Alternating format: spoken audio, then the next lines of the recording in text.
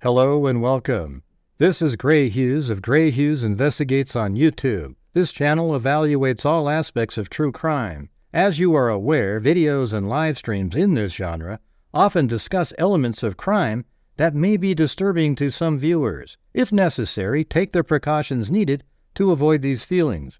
Factual information related to cases is the key to fostering rational true crime discussions. Fortunately, you will find that here. Please hit the like button only once, share the video, and subscribe if you like my content. Thank you very much for watching.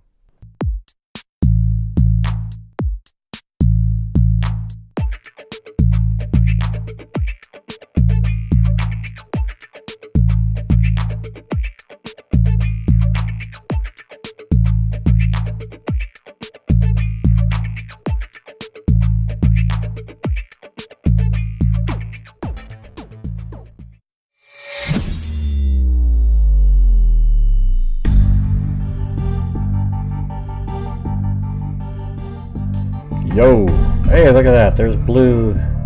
He doesn't really do much more than that these days. Just kind of lays around. I don't know.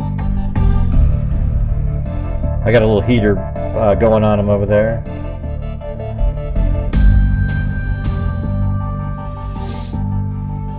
He just kind of naps.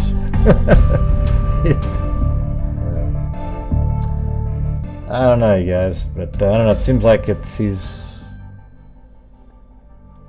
he can't make it up the stairs anymore on his own. Like I have to kind of pick him up and bring him up the stairs, and he doesn't seem. I don't know. I'll see where he is in a couple, this next week or so. I don't want to keep making him. Somebody sent me a pretty good email. They said the dog's job is to, love their owner, whatever the hell you want to call them, and then your job is to let him go with dignity, So some nights he poop, like you wake up and there's poo on him a little bit because he pooped in the middle of the night, and it just kind of makes me sad,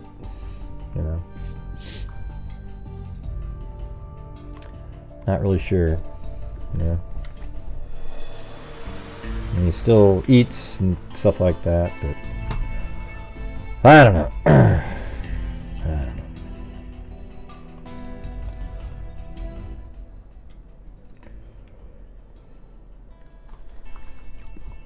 What's that mean, Miss Aries? Shit happens? Is that supposed to be funny or clever, like a funny little remark? Or what an idiot. Jesus. Let's see. Yeah, I mean, it sort of feels, I don't know.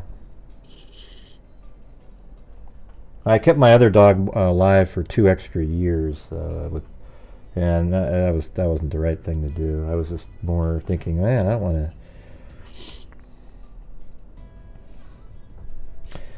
to. Hey, thanks, Heather L. Anyways, today the jury was shown video. I'm sure the videos aren't pleasant, unfortunately, I don't know if there might be some reporters out there. They got to see the angle, but they moved the TV right in front of the jury so that the crowd couldn't see the videos.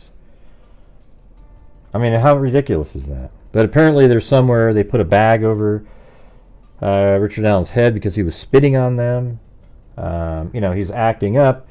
But what people got to realize is the timing of all this. Everything was normal. He was eating food, he was exercising, he was reading the Bible. Then he confessed to his wife and mom, and then the wife told his attorney, and then all of a sudden these crazy outbursts and things happen. He probably said, I can do crazy, watch this, and just every day. It's garbage, you guys. Richard Allen is a killer. He said in his own voice at trial, with a calm voice, he said exactly that he killed the girls, and he described it in a way where he even described a white van driving by, according to his psychologist, and she wrote it down. Now, and they try to discredit the psychologist, so then you know, that's the whole thing. And then the psychologist was watching YouTube and different stuff on the case, and therefore, you know, it's like, does that cast doubt on her writing her notes down? I don't know. I mean, I don't know what the jury thinks on something like that.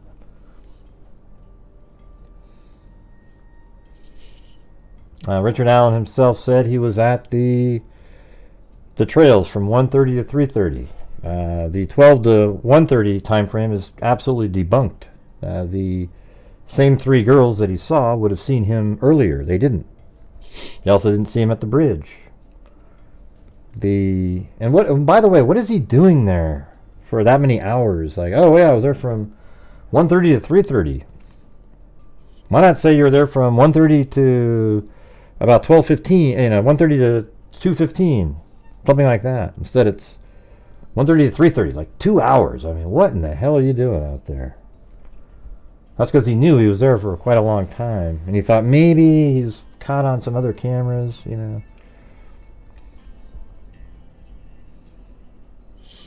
I mean, there are fish in there. there are fish in Deer Creek. You know, bass, I guess like some bass and like, you know, sucker fish or whatever the hell you want to call them. And it is clear certain times of year, but it sure as hell wasn't clear that day. You know, sure as hell wasn't clear that day. Here, let me see. Somebody brought up a good point. Let's take a look at that. I mean, he could have said, all he has to say is, yeah, I went there looking for fish, but I couldn't see any because the creek was, you know, you couldn't see them. But it's not unreasonable to say that he went there looking at fish. It doesn't. That part of the story is meaningless, though. I don't know why everybody gets kind of caught on that. You know, you can see fish off the bridge. I've been there. You can look in the water. It's clear. If there was a fish there, you'd see it.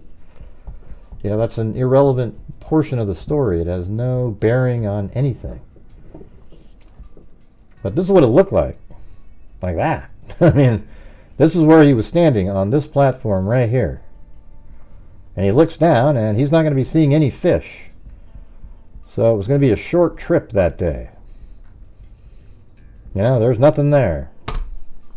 So what was he doing there for 2 hours if he went there to look at fish?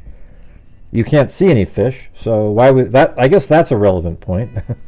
If he says that he goes to the bridge and he's there to look at fish, and you have no possibility of seeing a fish in that water right there, why would he be there for 2 hours? Hoping one swims to the surface and looks up at him and says, "Hi, Richard, I'm a sucker fish. I'm a sucker just like all the idiots that believe the morons out there that say you didn't do it." Yeah. Yeah, let's see. Let's see what this person said here. Free Rick Allen. He's so cool. Who's your girl?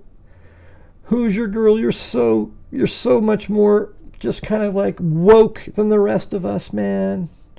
Free poor old Richard. Here's the thing.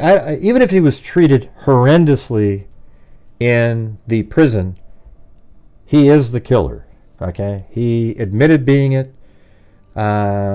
He was put in there for his own, like, to keep him from taking his own life, for God's sakes. That's why he's shackled when he's doing things. I guess there was an incident when he climbed up on top of a basketball hoop that we probably won't see in the trial. You know, he's nuts, you know, in that aspect. You know, he's like, I want to do that. And here's the truth. I think he lived 5 years, and he just couldn't believe it. He lived those 5 years with nobody. He was shocked when nobody came and re-interviewed him. But he was kind of withering away over the years. Here, I'll show you these pictures here that I've prepared. All right. But hey, you guys, let's support the channel again. This is another live stream. We got to help support the channel. This is a new month, and if you guys want to put a comment in a super chat or something like that, that'd be great. But we got to just keep on moving forward, or then we won't be able to do what we did last month. We gave almost $5,000 away. All right, let's see. Larry German working on Delphi trial.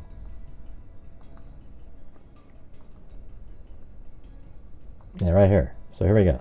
And there's Cheryl Bullock. Thank you. And yes, on this channel, I try to get super chats sent in because we actually make a difference as a channel out there. We've given this last month $1,835 to the Abbey Libby Ballpark. We gave $2,000 to our DNA fund. We gave $500 to, I think Nick.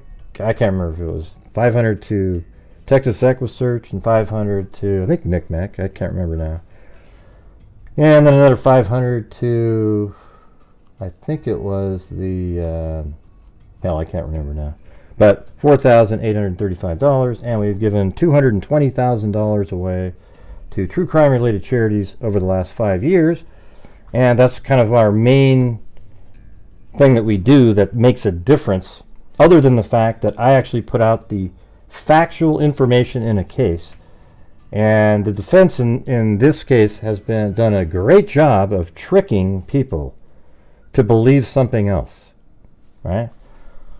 So look at this. Is what Richard Allen looked like before. Does he look like a weak, sort of wimpy guy? You know, he doesn't look like that at all. He actually looks normal in this picture. Like if you just saw that picture right there, you wouldn't go, "Oh wow, man, that guy looks creepy." He just looks like a normal guy, right? That's what he looked like back then. All right. Here's another picture of him. You know, a sturdy, stocky guy. And here's another one. This is what they're not going to be able to show the jury. This is what he looked like, right here. And here he is from a distance, standing. I mean, look at that. That isn't some skinny little twerpy guy that they keep showing over and over and over again.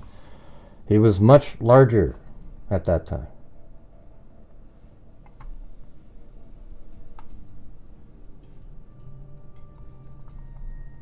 I don't know why the judge, that just seems almost, I mean, I understand, like, this is one of the things that I'm angry at the judge, that you're not allowing the photographs that are on his phone of what he looked like at that time.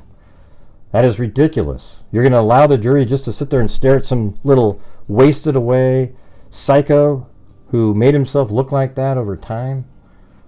Yeah, okay. That makes sense. And then here's like a side-by-side that I did. Here, watch this. See, this is, and I have this little face. So that face right there, here, I'll show you. I mean, it's not something you can use in court, okay? Let's see, hold on. I reset that one. Yeah, so that little face that I have on there, forget it, all right? But the face is there because that is his face while he's playing pool. So look at this right here. He looks exactly, physically the same as the guy on the bridge, standing there. Look at that. Kind of even a little hunch forward shoulders. Shoulders are similar. Everything's the same. He's got like shorter legs, longer torso, etc., etc., etc. Right? And then I took, when he was playing pool, I took his face and I put it was blurry too, and it was kind of, so you put it on there and it's like, is that consistent with, does that match, you know, does it look like, you know, it's lighter, it's clear because it was just pool and it was like 25 feet away.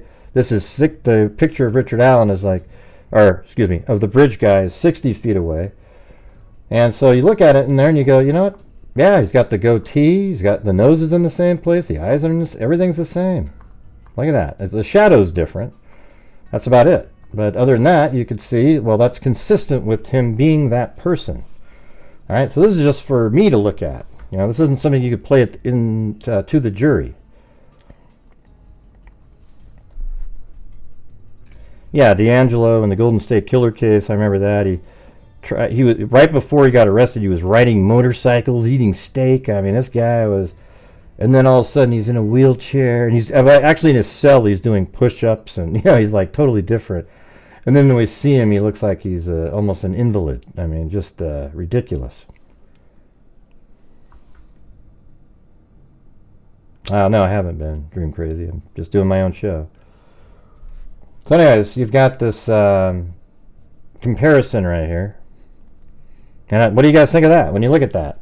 I mean, put a 1 if you think that it's reasonable to believe that this person here is this person. Now, I you know, obviously when I do the picture, I have to scale it down so their feet And, you know, it's possible that this guy here could have been taller, but has the exact same proportions of him, right? So when you look at that, it's just like obvious that, yeah, sure. I mean, hell, look at the pocket that the left arm is in the same spot as the wrist, and everything's the same here.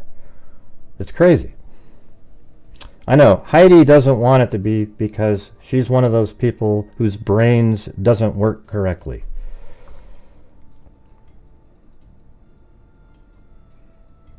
All right, okay, so the body types are the same, okay? And let's go through some more of these. You know, and there's another picture of him from back then. Looks totally different, doesn't he, you guys? I mean, look at that.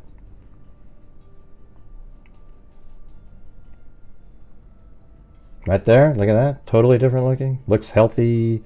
You know, got that beard. There he is again. Absolutely looks almost nothing like what you see today. And that one, that's sort of like the main one to look at. I mean, look at that one right there. That looks like, you know, a guy that could easily move. You know, he's sturdy and strong. I mean, I guess if you looked at the... and this is what he looked like later. See how he got, like, skinnier and stuff over the years?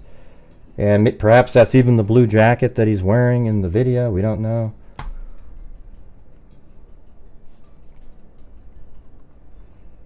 But yeah, just go back to, like, these ones right here. Does that look like somebody who would have difficulty moving Libby on the ground 20 feet by dragging one of the arms? It doesn't to me at all. Thank you, Junipers, Tarot, and Astrology. And also to Yorkshire Tea, and then Sammy Day gifted a membership, and CR, and Andrea Talu, and Joe Bullock. Right. But I think there might be more. You know, so when you look at irresponsible creators like Grizzly, you know, she's an irresponsible YouTuber who always puts out, you know, she's always going with the winds of popularity. She'll never look at something and go, God damn, this guy, he did it. Oh, wait, what do people think? Hey, yeah, wow. It always goes with the popular view. It's probably why she gets more subscribers than I do. Okay? She's an absolute embarrassment. And so are all the rest of these people that are out there trying to sell the public a bill of goods, and it's working. And I'm just sort of wondering why people out there... Because here's what's going to happen, everybody. When Richard Allen... If Richard Allen... You know, when the jury goes to deliberate, and for some way, let's just say there's a possibility if the wrong person becomes the foreman, and he gets not guilty because it's just, you know, there's a lot of things. They will never be investigating this case again. There will be no more investigating. You can rest assured that there is no odious. There's nothing else. Richard Allen is the killer, and that means that a psycho that killed two girls with a knife, puncturing one of their necks and puncturing 5 times and then digging in another, that's this guy right here. That's him. And he'll just go free, and there'll never be justice for those girls. Justice, this guy is the killer. All right? I'm just telling you. There is no doubt about it. There isn't like a... No, every time somebody says, hey, there's no reasonable doubt here. You know, what proof is there that he was even there? People actually type that sentence, you guys. Yeah, like idiots like D right there. They say stuff like, what proof is there that he was even there? What do you mean, man? What trial are you watching? You must be listening to the wrong person. God, just sick people out there. And they show up in these chats like this, pretending they're so high and mighty, and they've got the real info, man. Yeah, that's what I'm saying. Even if he was treated poorly in prison and everything, and yeah, that sucks and everything, you know, and, but regardless, he is the killer, so that shouldn't mitigate anything. When he confessed. He confessed with a calm, rational voice. Every single person who has heard the interviews, and especially the first interrogation, and compared the voice to down the, the bridge guys down the hill, they said, oh yeah, it sounds just like him. Every single one of them. Now you look at these images right here, and you see something like that. Those two people absolutely could be the same person. I just showed you what his face that I put on the video there. You remove that. Is that consistent with that under there? Sure. You just can't. It's so much more blurry though. He has his beard, the graying beard on him. He's got the nose is in the same place. Everything is, the proportions of his head is the same. Wow, hey, thanks so much. Kimberly Faith, Richard Allen is guilty. Hope the jury sees that. Question for later. Was the connections made at trial between Richard Allen's confession that he wanted to make sure the girls were dead? Yeah, I mean, that's what Susan told me. I didn't. There's a lot of stuff when these notes come out. They miss stuff. It's just sick. It's wild that they miss the notes. The thing. Apparently, he. God, there was two parts. Now I can't even remember the other part.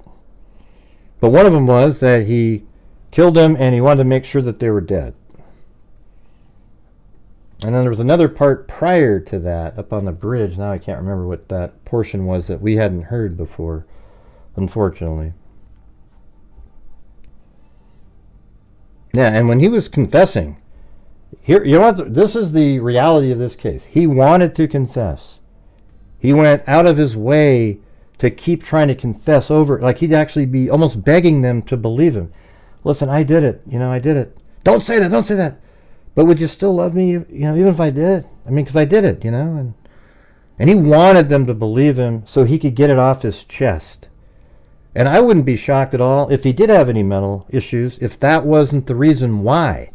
It's because he wasn't allowed to have the release of coming clean finally and letting people know and taking responsibility for it after finding God. But hell no, man. His attorneys, hey, listen, hey, Richard, I know you're confessing and everything, but listen, we think we can get you off, and here's how. Now, what you need to do, after we know that you just confessed to your wife and everything, now you need to start acting crazy, all right? Because we need your confession to seem like it came from the way you were treated. And then later on, keep confessing and everything. The other people in the prison, etc. But it seems like when he was on the phone, and he's talking to his wife and everything, he would always be like, yeah, man. And his mom, that he did it. I mean, I don't get it, man. I don't understand the reluctance for people to see this stuff.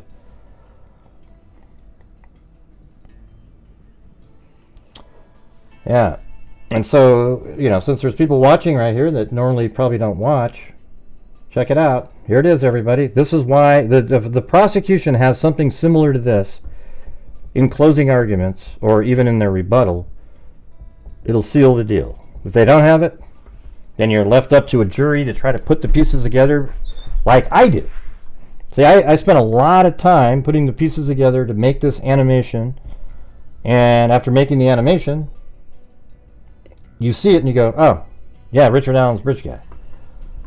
Right? So here you go. I'm going to do it again, everybody. I pretty much repeat this on every show, hoping that some rational people watching might actually go, oh, shit. I've been sold a bill of goods by idiots like Burkhardt. So here you got these three girls. There's actually four. One of them's really young. And they're at the bridge at 12:43. That means they got into the park. Is it rational to say that maybe they got here at like 12:20 up here to get over here? Because they're just hanging out, walking slow. They were, So let's just say 12:20, they're over here. And they go over here at 12:43. They didn't see the bridge guy. They didn't see him at all on that entire time that they were there. They were even at the bridge for a while. They didn't see him at all. Then at 12:43, they're right there. And then they walk over here, and at 1:26, they're here. So they basically cleared the entire trail the entire time that Richard Allen said he was there in his secondary interviews that he had in October of 2022. Right? You get it? You see how that works? Those girls didn't see him. It was only after they went to the bench and were leaving They start heading out, and then 1 minute after they get to the bench, Richard Allen drives by in his, well, let's just say it like this. A vehicle matching Richard Allen's vehicle with the rims and everything drove by the Hoosier Harvest store at 1:27, precisely during the time that Richard Allen said he was going to be there. He met with Dan Doolin. So he told Dan Doolin he got there at 1:30, left at 3:30. And the girls were killed on the 13th. Their bodies were found on the 14th. On the 15th, law enforcement put out an image of the bridge guy that said, hey, we want to talk to this person to see what they saw. The very next day, on the 16th, Richard Allen obliged after seeing himself in the paper and wanting to get ahead of the story because now he's thinking, oh, shit, I'm toast. He gets hold of the tip line.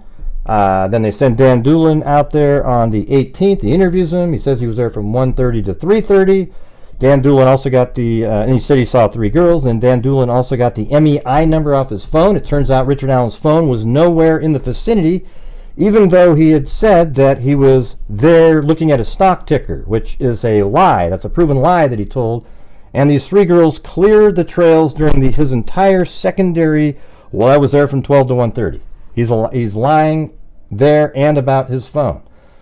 Then the girls start making their way out, and then about 1:35-ish, it could even be slightly later than that, but he passes the girls, he sees them, and they see him, right? Everybody knows that.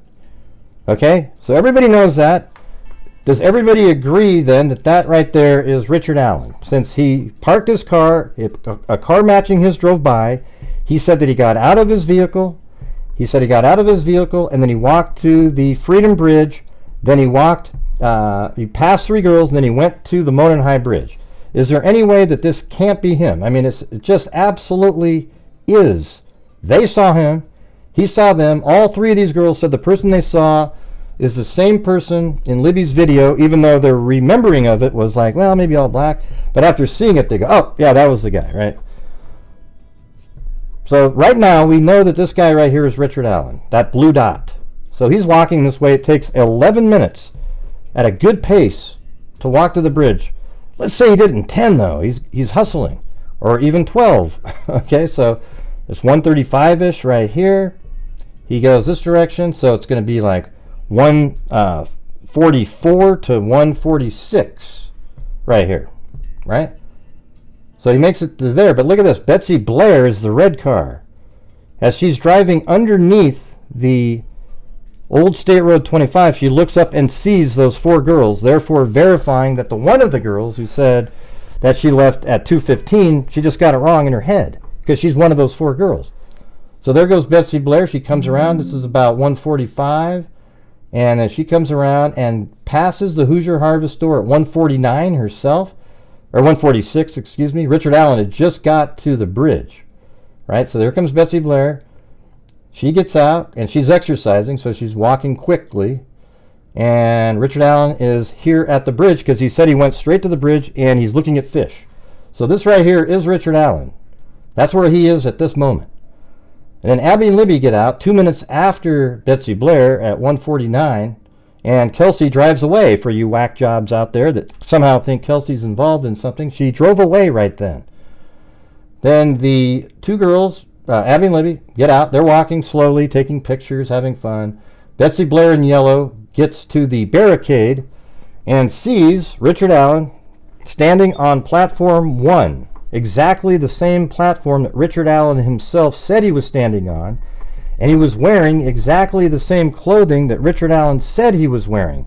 The light blue jeans, the dark blue or black Carhartt jacket with a hoodie, and some sort of head covering. That's exactly who she sees. So there goes Betsy Blair, and she turns around. Now, one thing to note is that Betsy Blair at trial said she was about 50 feet away from Richard Allen while he was on platform 1, but she, obviously it's bridge guy to them. For me, that's Richard Allen right there. It can't be anybody else at that point.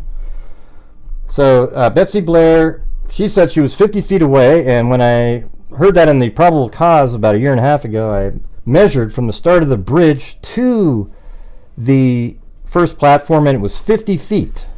So I was thinking, oh, that's where she turned around. But guess what? She turned around at the barricade, and measuring from the barricade to the first platform, it's 111 feet, 37 yards. What kind of a view of somebody would you get from that? Almost, you know, you're over a third of a football field, and you're saying that oh, he looked, you know, her memory of that isn't good, okay? So that's why she's off on her description. She was over double the distance she said she was. They didn't say that at trial. I just figured it out on my own. So after she turned around, halfway back, she passes Abby and Libby. And she knows that because she saw their picture in the paper. And she goes, yeah, I passed Abby and Libby. And that makes sense too, right? Because Kelsey drives by the Hoosier Harvest Store at 1:49. That means the girls were dropped off. And they're walking. Betsy Blair's time is absolutely proven. She turns around and passes them. There's no doubt about it. And then we know that Abby and Libby are going to run into the same person that Betsy Blair just saw, and that's Richard Allen, based on his own words. And they catch up, and they get to him, and I think he sort of walked back a little bit, and he laid in wait, just like he said. And then he came, and he followed the girls across, and on the other side of the bridge, he racks a bullet, has them go down the hill, and this is right at the same time that Betsy Blair gets into her car and takes off up above, and then has them go down the hill, and then I think he took him over to this little area right back here, and this is the time that the white van drives by, because at 2:02 Brad Weber got off work, maybe a minute, maybe 2 minutes to get to the car. 2:04, he said it takes 20 to 25 minutes to get home, so that would be 2:24 to 2:29, and so he's driving by right here. And he said, Richard Allen said he looked up and saw the white van. It scared him, so he took the girls across the creek. And when he got across the creek, Richard Allen says at some point that he killed them and didn't want to make sure that they didn't suffer. Okay, so can anybody tell me how it's not Richard Allen in this sequence here? There he is. He went straight to the bridge, he said. And the timing of everybody else, it's absolutely not reasonable to believe that that's not Richard Allen. Can anybody out there explain to me how that's not him? Anybody? Any of you wackos that believe he is he's innocent and that's not him, tell me how. How is that not him? Are you believing that's not him that showed up at 1:27, even though he said that he got there at 1:30? That's not his vehicle that drove by right here? That's not his? Is that what you're saying? Even though it's a black Ford Focus with the same rims that he has, and there's only one in the entire area of that, maybe, I bet you a black Ford Focus is maybe there, let's just say there's 8. I mean, I don't even know, but there's only one 2016 black Ford Focus in the area, and he has that one. And the rims are specific to that particular model because you could choose that one, those rims, all right? So that means it's his car, and it matches exactly what he said. He got out and he walked to the Freedom Bridge, and he saw 3 girls. They saw him. Do you guys get it? What's confusing about that? So right here, they pass right in this spot, right before the woods start. Boom, okay? So that is him right there. And he says, yeah, then he went to the bridge to look at fish. Right. So then he goes to the bridge, takes 11 minutes. That means he is there when Betsy Blair gets there, okay? There's no chance. Look at when he gets there. Boom. Even if he got there a minute before, Betsy Blair gets out, and he'd have to be able to run, like be in a jet to fly back and be over here so that Betsy Blair misses him. It can't happen. She would have seen him walking past her, but she didn't. She gets to the bridge, and he's standing on platform 1 exactly where he said he was standing. Then she turns around and passes Abby and Libby. And then Abby and Libby therefore have to run into Richard Allen. And he said he never saw him. Boy, I wonder why he said that. That's weird. All right, anyways, does that make sense to you guys? Anybody confused when you see that? Do you go, holy shit, man. If I had seen it like that, I would have thought differently a few days ago. Anybody? Because that is the probable cause in digital form. That's exactly how it was. I took my time. I did it sort of a scaling thing where I think it was like every 8 frames was a second, so that it's quicker. You don't want to sit around and watch like an hour and a half of a ball slowly moving around on the screen. I just scrub it around, like I can move it wherever I want quickly. And the way it came back is like this. So here is this is Google Earth now. This is that little spot, that corner that I always thought where the crime was originally supposed to be, back in this corner. And then across the creek, then he kills him, and then he goes up like this, straight up through the cemetery, and then he's walking this direction. Now remember with Sarah Carbaugh, excuse me, at 3:57, she drives by the Hoosier Harvest Store and is going this way, and somehow, I think they said between the Mears property and the cemetery, she passed a guy that was muddy and bloody. But if you remember, she saw somebody that was a bunch of people standing right here because they had all shown up to start looking for Abby and Libby. Exactly. And then also the flannel shirt guy yesterday, it was awesome because he said they tried to make it seem like he should have seen him too, but he said it was after 4 when he left. So defense team, nice try, didn't work. But I don't have confidence that the jury is aware of the little sort of technical details like that. They just wouldn't know it.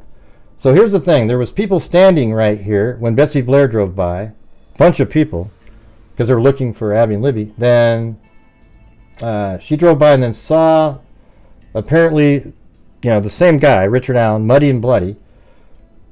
And then what do you think he's going to do? Just use your common sense right here. What do you think when people say, you would have seen him walk by the Hoosier Harvest Store if he was walking that way? Okay, but keep in mind, he's walking on the north side of the road right here, going this direction, and there's people standing right here. What do you think he did? What do you think he did right there? Go ahead, everybody. What do you think the bridge guy would do right there at that point? Can we answer that question? Let's go. It could be that, M.M. Morgan. Jesus. Would you guys get on to the topic we're talking about?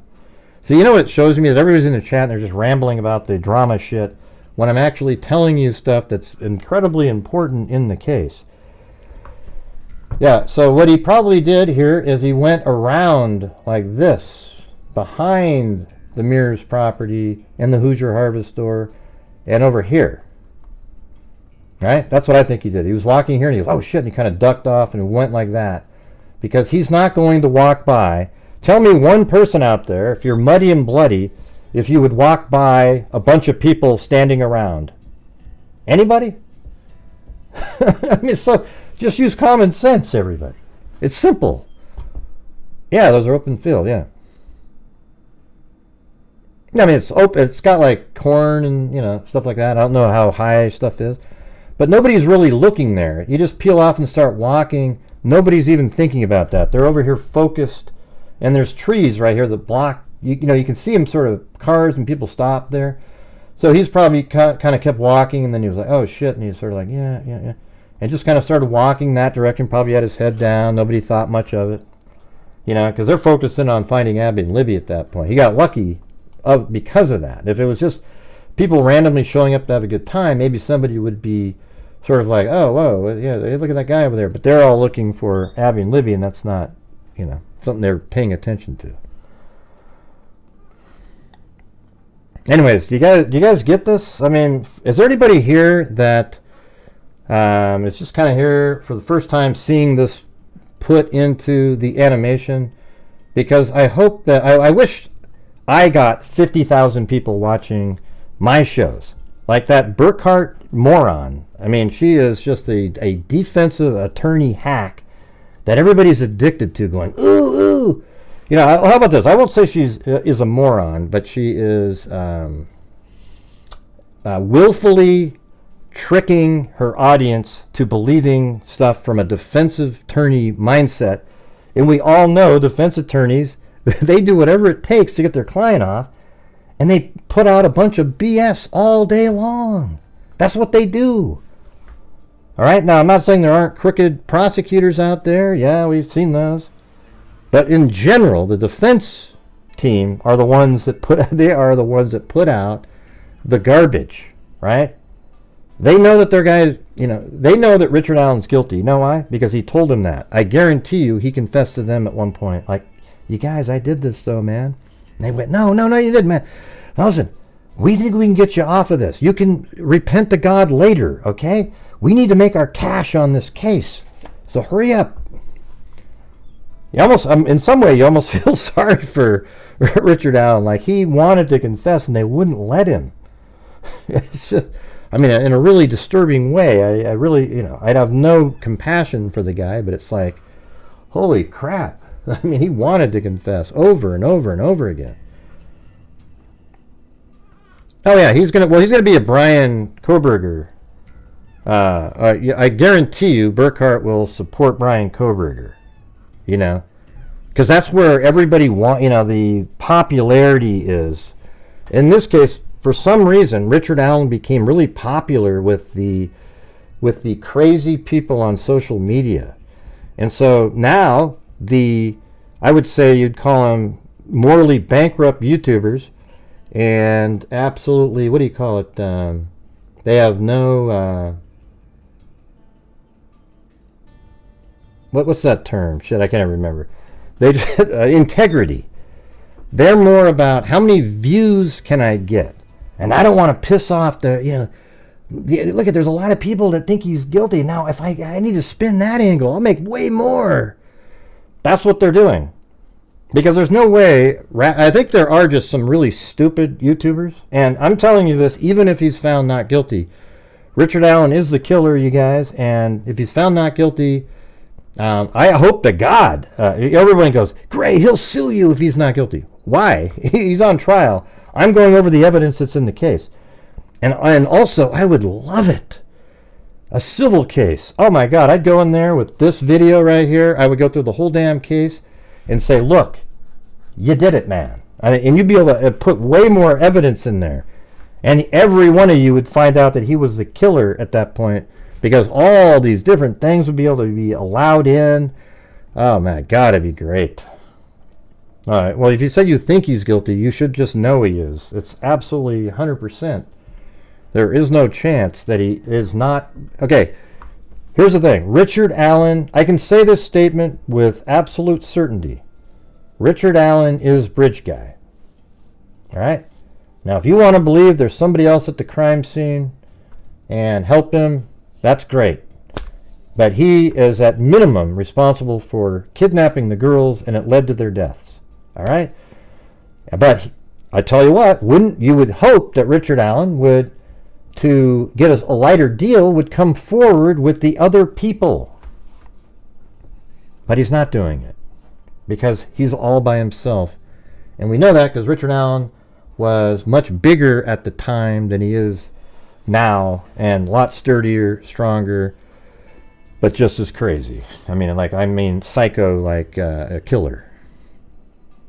No, he didn't, Cody H. You're an idiot. All right. How dare you? Didn't I tell you guys? Put a 1 in the chat if you remember me saying that the defense team is going to try to insinuate that Brad Weber, and I said this at the beginning when they mentioned that the bullet didn't. This is what's interesting, you guys. When I said that the bullet, they said it couldn't be excluded from being ejected from the gun, and then they said that and I knew that there was one of the confessions had mentioned a white van, and Brad Weber had that, and then I knew that the defense said that maybe it was some other car that drove by. Well, now, there you go. There's the little nexus. They're going to say that Brad Weber's car drove by. How do we know he didn't? And his bullet, See, the thing is, I know this case, and a lot of people in here right now that are just watching this channel, they're watching people who do not know it. They're just going with what's the latest and greatest line to tell everybody. Okay, it's sad. I've been covering this case since the night they were missing, all over the years, all the other updates, the different files and stuff that were put out, and I know this whole thing. And the reality is Richard Allen is the killer. And here's one thing you might want to consider. A lot of people thought Ron Logan was. I know Ron Logan is not the guy on the bridge. And where did all the Ron Logan suckers go? Where'd they go? They just disappeared out of the Ron Logan had nothing to do with it. However, wouldn't it have been really easy for law enforcement to just sort of insinuate and sort of pin it on him after he passed away? Because they had investigated him. He got 2 years in prison for breaking his parole. It seems like you could have just easily done that, but they didn't. And then you'd think they'd be able to pin it on Keegan Kline. I mean, my God, an account that was catfishing, Libby's account. You'd think they'd just be able to pin it right on that guy and just come up with some little trickery. Because that guy would be the easiest person in the world to pin it on. But they didn't. They couldn't find a connection. They just, other than the communication. Then, while they were searching the Wabash River in connection to Keegan Kline, because he said he must have thrown something in there, a week before they're done searching, they stumble upon Richard Allen. And then they just dropped that. They thought there was still a connection, but they could never find the connection. But Richard Allen answered every single question. Who was the driver of the vehicle that was parked at the abandoned CPS building? Well, that's Richard Allen. Who left the bullet at the crime scene? Well, that's Richard Allen. Who is Bridge Guy? Well, that's Richard Allen. I mean, my God, you guys. Hello. Cuckoo. Everybody. And by the way, can you guys hit that like button for me? I know there's a lot of haters in here watching, but go ahead and hit that like button for me. It's one of the easiest things in the world. And here we go. I'm going to have to do the auctioneer to get it really going here. And hit that like button, 10, 20, 25, 30. Hit that like button, 40, 45, 50. Hit that like button, 60, 65, 70, 75, 80. Hit that like button, 90. Use your nose, use your toes, whatever blows. Hit the like button, 10, 20, 25, 30, 25, 40, 45, 50. All right, thanks. Bella M. Hey, Gray, sending love to Sweet Blue. I am hopeful for the rebuttal. They need a strong closing with video. They need to have something like this. Put a 1 if you think that if the jury saw the absoluteness of this right here and seeing the timing of how things would play out, that they would just go, oh shit, okay. Because once they believe Bridge Guy is Bridge Guy, then everything else falls into place as well. And the confessions. The confessions would, when you hear Richard Allen literally just saying, I did it, I did it. Calmly, rationally. That gives them permission to believe all the other stuff. Well, you're stupid, Cody. Okay? Just letting you know. Let's see. How dare you, Gray? Yeah. Gray, do you think Richard Allen could lift Liberty German completely off the ground and move? I don't think he could lift her completely off the ground. He could drag her, though. There were drag marks down there. Yeah. You must have missed that part. What is the software you're using? Well, this is 3D Studio Max. It costs $1,600 a year for the license. It's totally worth it for me, though. I do a lot of cool stuff in the Idaho 4 case. Make sure to come back here because I actually made an entire 3D model of the building, of the house. And then there's even bodies in the scene where there apparently were. We don't know exactly where they were. And we'll just kind of, you can walk through. I have a camera that kind of flies around through there. So, well, it's the same company that does CAD. It's Autodesk, same thing.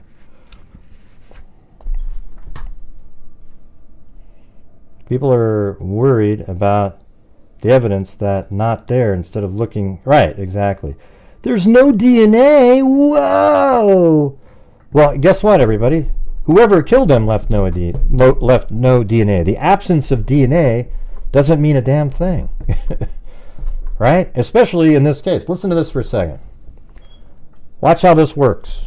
Richard Allen has a gun in his hand.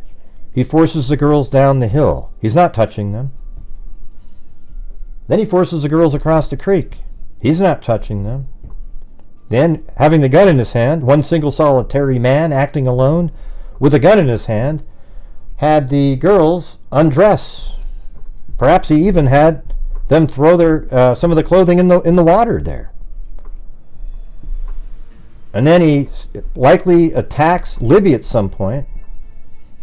And then he with the knife, so he just stabs her. And if he has gloves on, man, he does nothing because he has short hair and everything with a hat on. And then he must have dragged her a little bit, so that would be some exposure. And then with Abby, he had her dress again. Said, hey, go ahead and dress. He has the gun and everything. And then he punctured her as well. But so there's very little, you don't have to have a lot of, I mean, the defense team, when they wrote their idiotic, what do you call it, the Odin document, the Frank's memorandum, or the memo in support of the Frank's the memorandum in support of the Frank's hearing. They just put, it was so ridiculous, you guys. You want to hear how it was written? How does one single solitary man acting alone get two girls to go down a hill? How does that one single solitary man acting alone have them walk across a creek? How does one single solitary man acting alone with dexterity then take the left arm of one of the individuals and take it out of the sleeve? Then how does that one man, they wrote a 90 or 100 of those same paragraphs describing the length of time and everything that it would take to do all these different things with the clothing, and the answer is a gun, just like Sarah typed in. A gun, you get somebody to do it. And people were like, wow, that is complex. Here, listen to this right here. You guys wouldn't believe it. I had a rough morning today. It was unbelievable. Hey, thanks, Waka Waka Waka Waka. Ooh? Oh wait, Waka Waka. I know what that is. That's Pac-Man. Yeah. Anyways. Yeah. This morning it was absolutely brutal. I went to the refrigerator, and then I took my right hand and I reached into the refrigerator and grabbed a bag, and then with my right hand I pulled the bag out, and then with both hands placed the bag on the counter.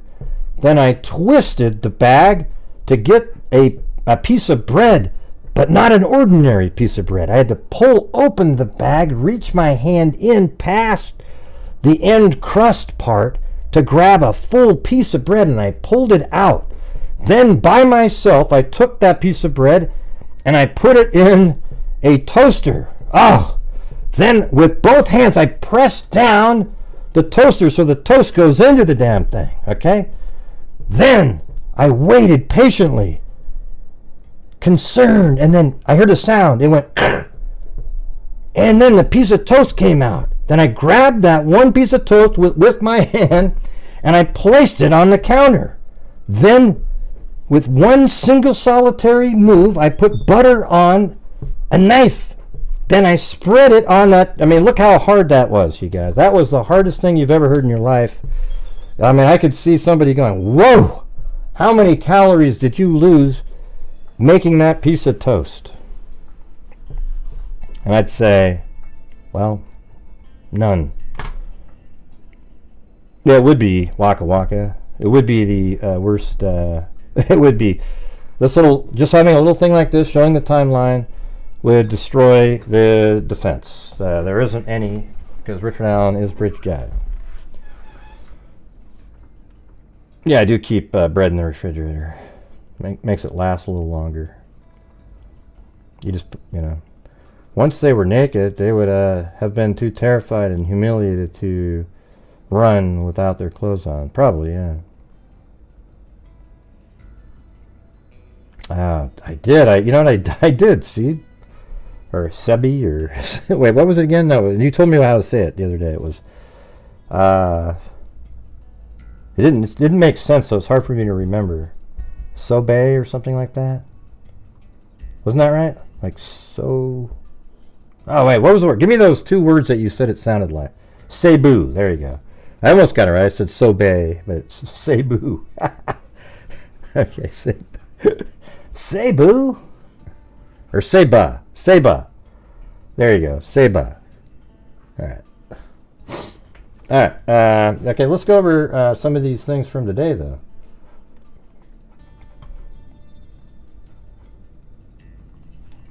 So here we go.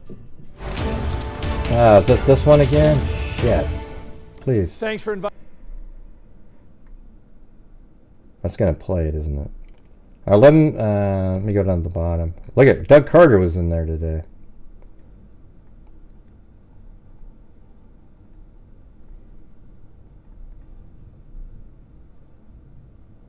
Like, the courtroom's full again. Okay, so at 8:46, Richard Allen, who was wearing a blue shirt with white stripes, enters the courtroom. His wife, Kathy Allen, is not in attendance. The Carroll County courtroom is full. There will not be any updates available until there is a break because the people in the courtroom cannot have cameras, cell phones, or any other electronic devices. 9:20, court starts late due to an in-chamber meeting. Goal met with prosecutor Nick McClellan and Brad Rosie to discuss presenting videos to the jury. The defense shared camcorder video of Richard Allen in prison and a master sheet for the videos. In a minute here, the video is going to try to play again, I can tell you.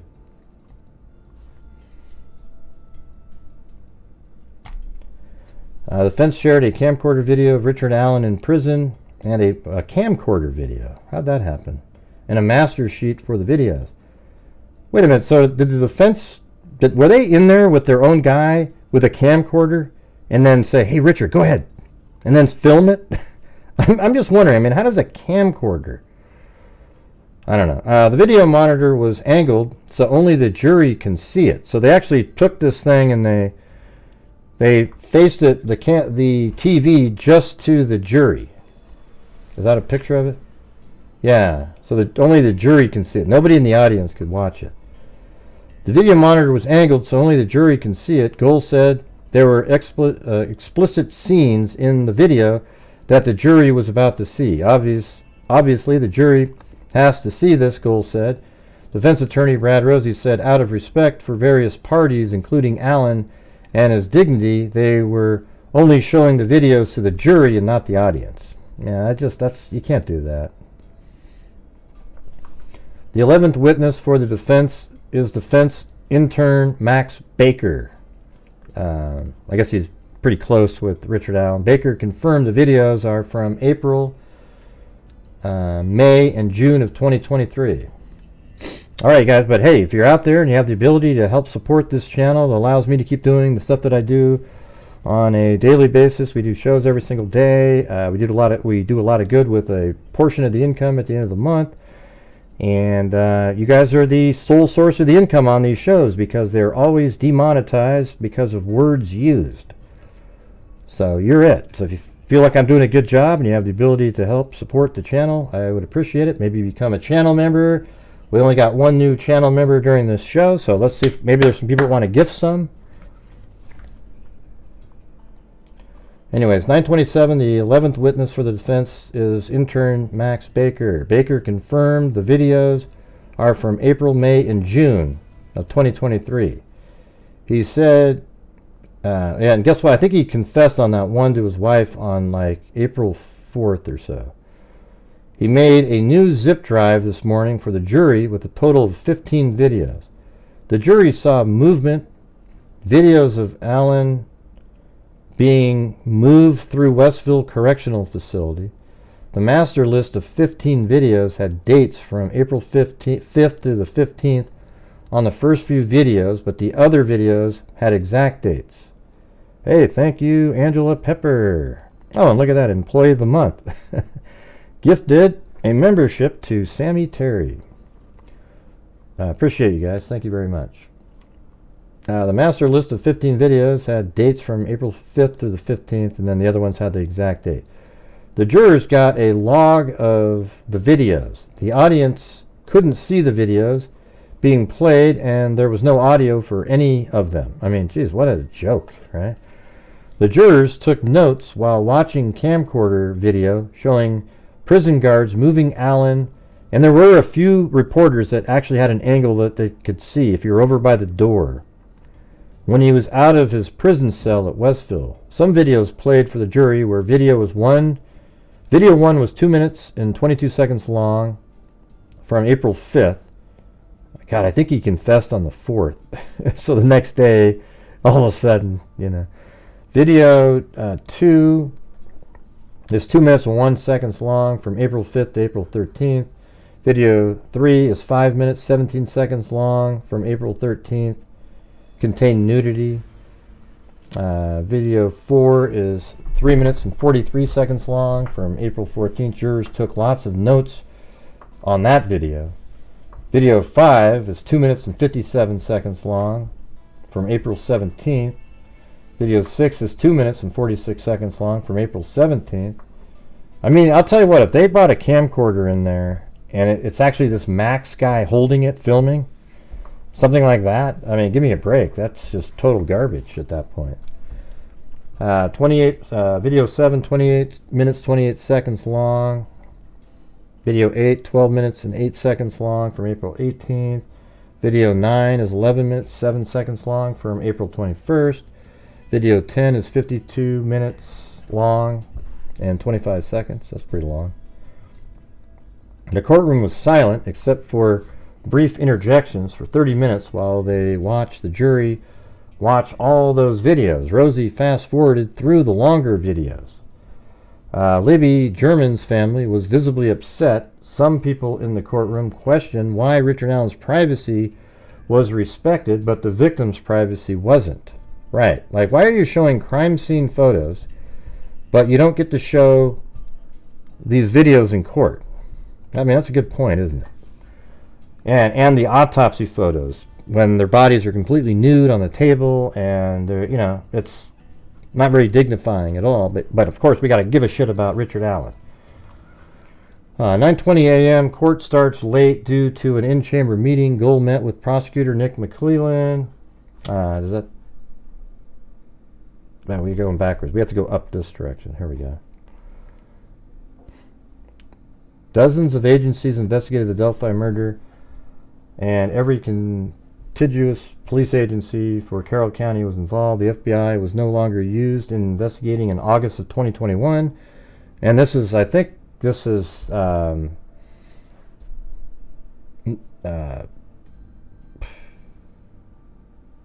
on a second. Max Baker. So they get up here. The rest of the videos play. The jury returns. So I think Doug Carter's on the stand. They didn't say that right here for some reason. At 11:12 a.m. the jury returns after these other videos. So I guess we have to go up here, right? Done for the day, jury. Okay, so it goes like that. Every time there's a time. Dozens of agencies investigated the Delphi murders, and every contiguous police agency to Carroll County was involved. The FBI was no longer used in investigating in August of 2021. Did you ask them to do anything when they left the scene? Rosie asked Carter. McClellan requested a sidebar with the judge. It was Carter's decision to ask the FBI to return. I don't think the word return is correct. It was his decision to ask them to get out of the investigation, but he did ask the FBI to return all their investigative materials. And then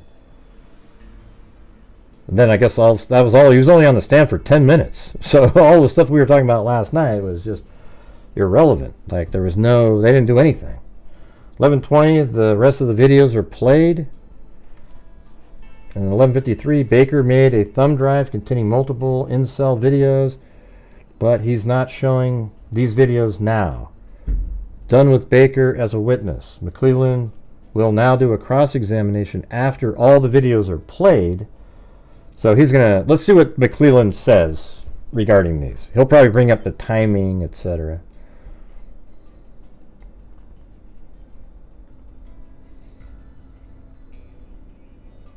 Okay, here's Fox 59's version of the same thing.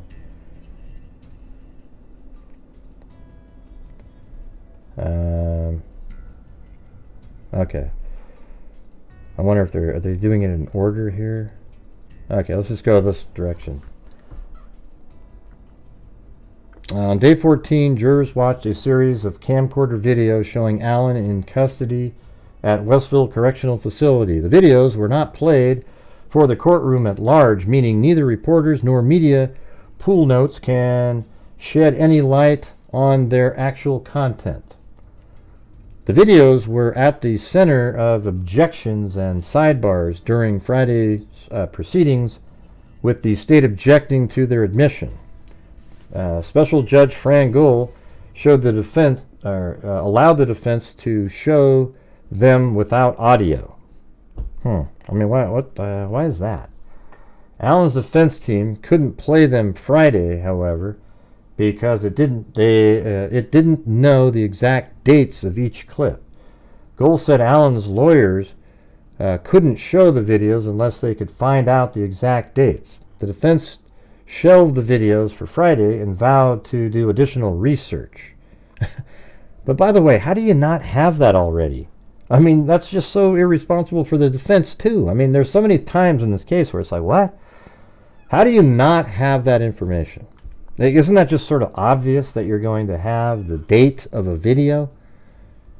It's just absolutely absurd to me. I mean, crazy. Yeah. And thanks Mia Pierce for gifting a membership to Running Bear.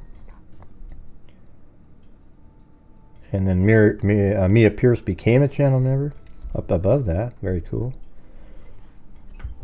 Employee of the Month gifted a membership to Sammy Terry.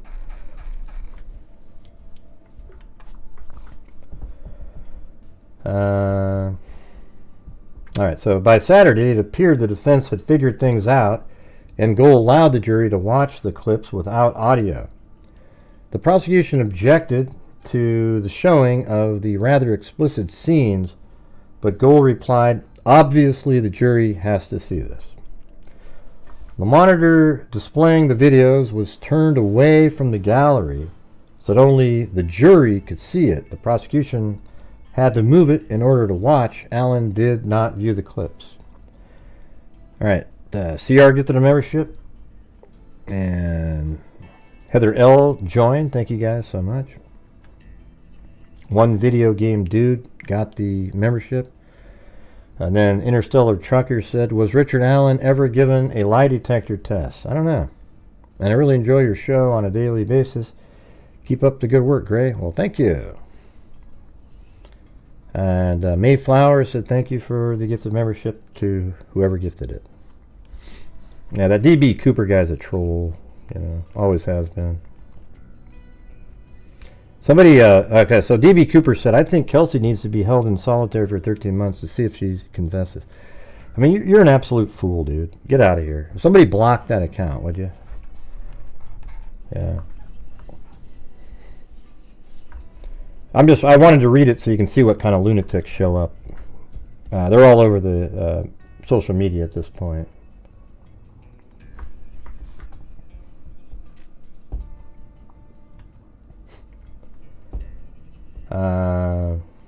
Yeah, so then the monitor displaying the videos was turned away from the gallery so that only the jury could see it. The prosecution had to move in order to watch. Allen did not view the clips. Yeah, Kelsey's a great person. I mean, just a really nice person. And there's channels that are devoted to attacking them. And those are the people that, after this trial's over, I think the Patty family should do everything they can, because it's not freedom of speech what they're doing. I mean, you can say whatever you want, but there's ramifications, right? They are slandering people that have never been charged with anything. They are good people, nothing to do with anything other than, you know, Kelsey dropped the girls off and then she drove away to her boyfriend's house and then went to work. She has nothing to do with it. But these people cannot stop, and what they're doing is they're liable for it. I mean, it's disgusting, right? And you know, the thing is, I'm talking about Richard Allen. He is the bridge guy, right? And that's because he's on trial. The evidence is showing that he's bridge guy. I'm doing exactly what you're supposed to be doing. I have no doubt in hell that he's bridge guy, because I'm using the facts in the case that show that he's bridge guy. All right? And if he wants to do anything, I'd love it. I would love a civil suit against him, because in that case I could bring in my animations. I could bring in, I mean, he would be convicted of And then he'd get sued for wrongful death after that.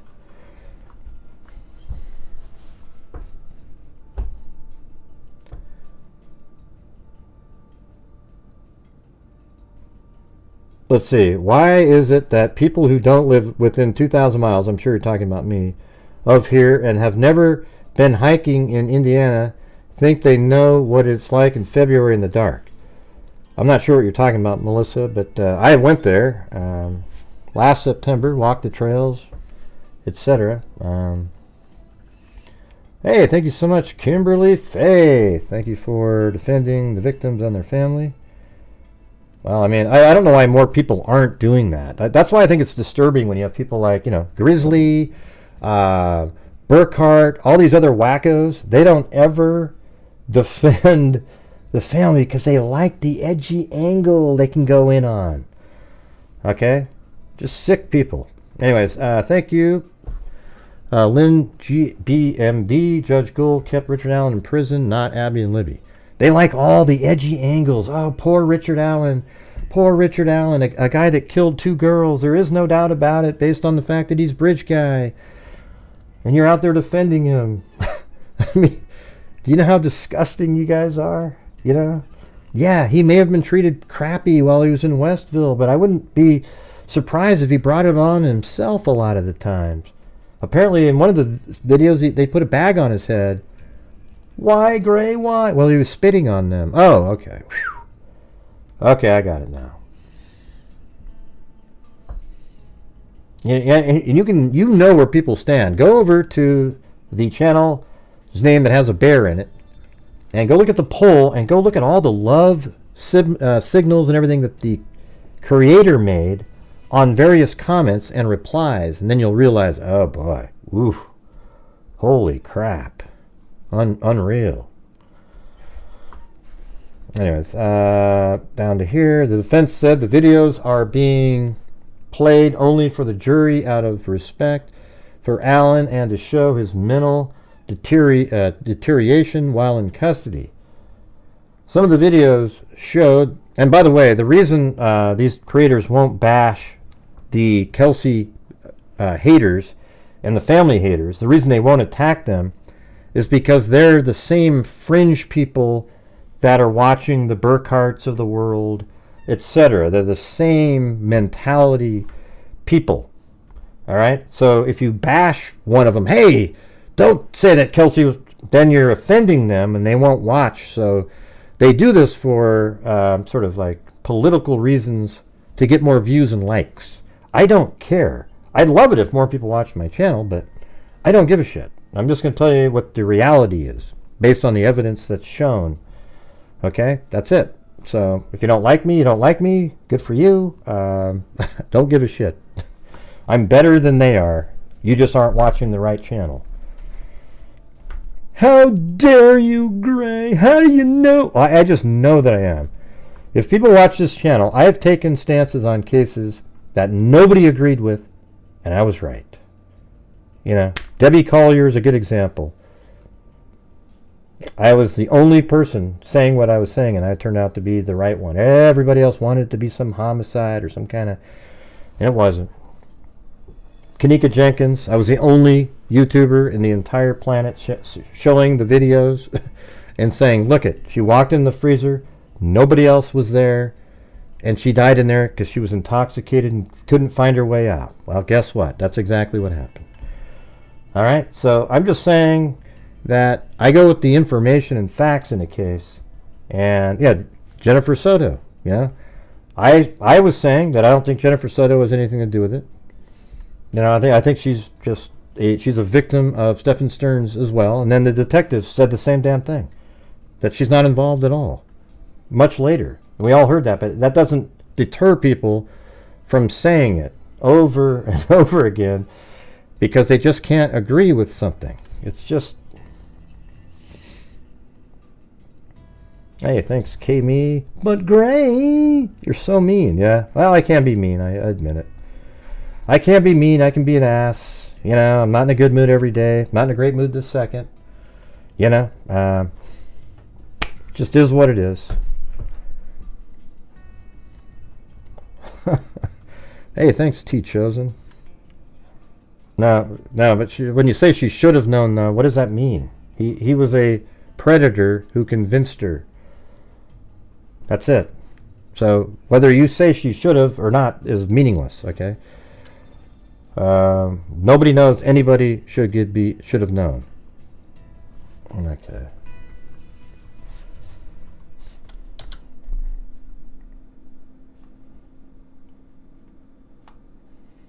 And it's your idiocy, to me, Cindy, that I don't like. You know, it's your idiocy. It's almost surprising you were ever a teacher. It's scary, actually. Let's see. I would say I did it if I didn't do it. Right, and then guess what he did later? That after that he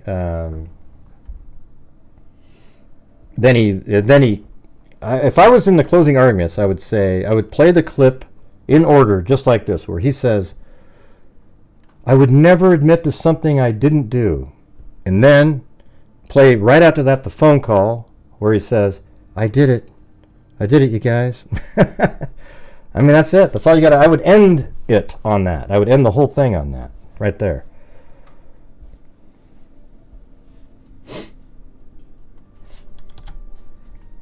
I mean, I'm just kind of frightened for all of your students, how they're going to do in life.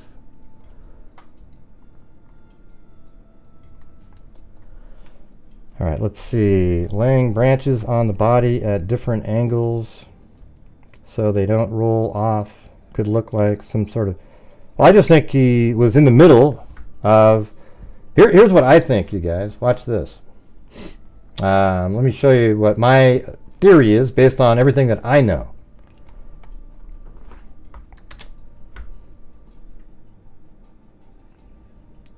It's right here. Oh, Zozo came in there. Hey, look at that. Oh, I don't know why it's not on the screen. Maybe I need to...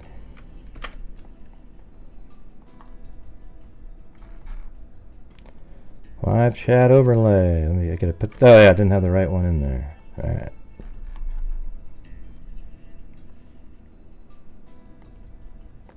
Just want to say thanks to everyone for the kind words from my beautiful mom and to Gray for organizing flowers from him and the freaks. Yeah, well, we're all sorry that, I mean, we all know how much you loved your mom, and sounds like she was a great mom, and it sounds like you're a great mom, too, to your kids. You always, her kids are badasses, really, I mean. One of them does the footy, you know, and the other one's like a motocross, and they're like little kids. Pretty crazy shit, really.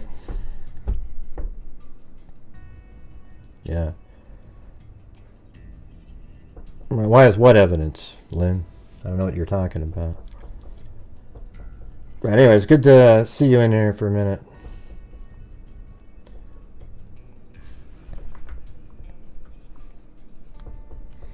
Alright, so here's what I think at the crime scene here.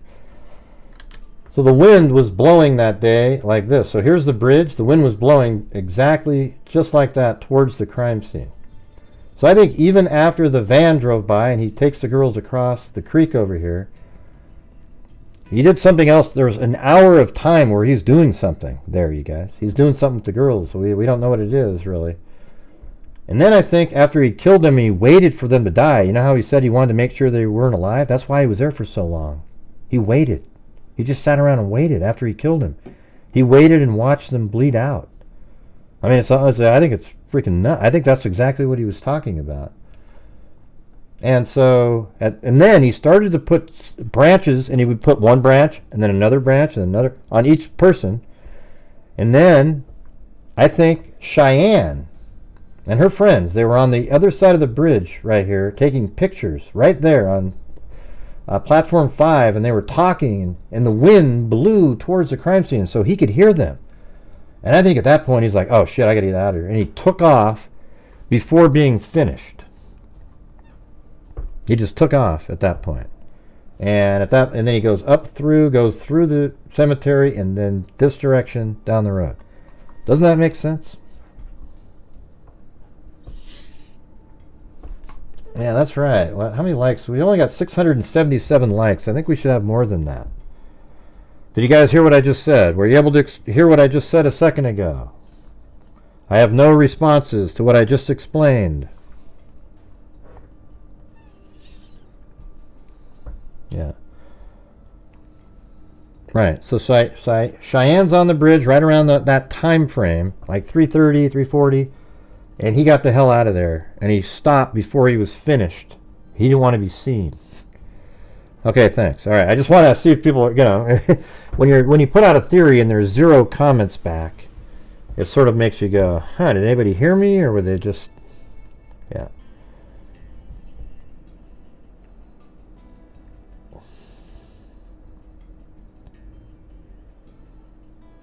Now, it's weird. I didn't really think about that, but his sentence about he wanted to make sure that he killed him and wanted to make sure that they died peacefully or something. But I think it means he's sort of waiting around and watching. That's why he was there for so long. And then he said he went out and walked towards a road, and then that's crazy, isn't it? What do you mean? Gray for presenting the closing statement. I'm not sure what that... Yeah, I mean, that's what it should be. That should be the last line, don't you think? That'd be a beautiful last line. You do the whole thing, and at the very end, he says, I would never confess to something I didn't do. I did it, Kathy. I did it. Will you still love me? I did it. Oh, jeez. Oh, my God. Boom. With a totally calm voice. And then, maybe right after that, you play the guys down the hill. So then it matches the voice that you just heard. I don't know. I think it's just that first 2 sentences are the ones that you want to do. Yeah. I wish I could have helped them in their thinking, because I know what people, like I know what's weird is over time making videos and so forth, and just hearing the responses, how people respond,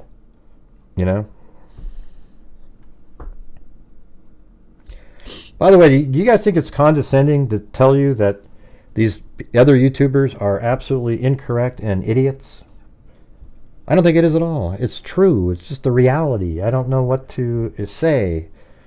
And when you know something, right? Yeah.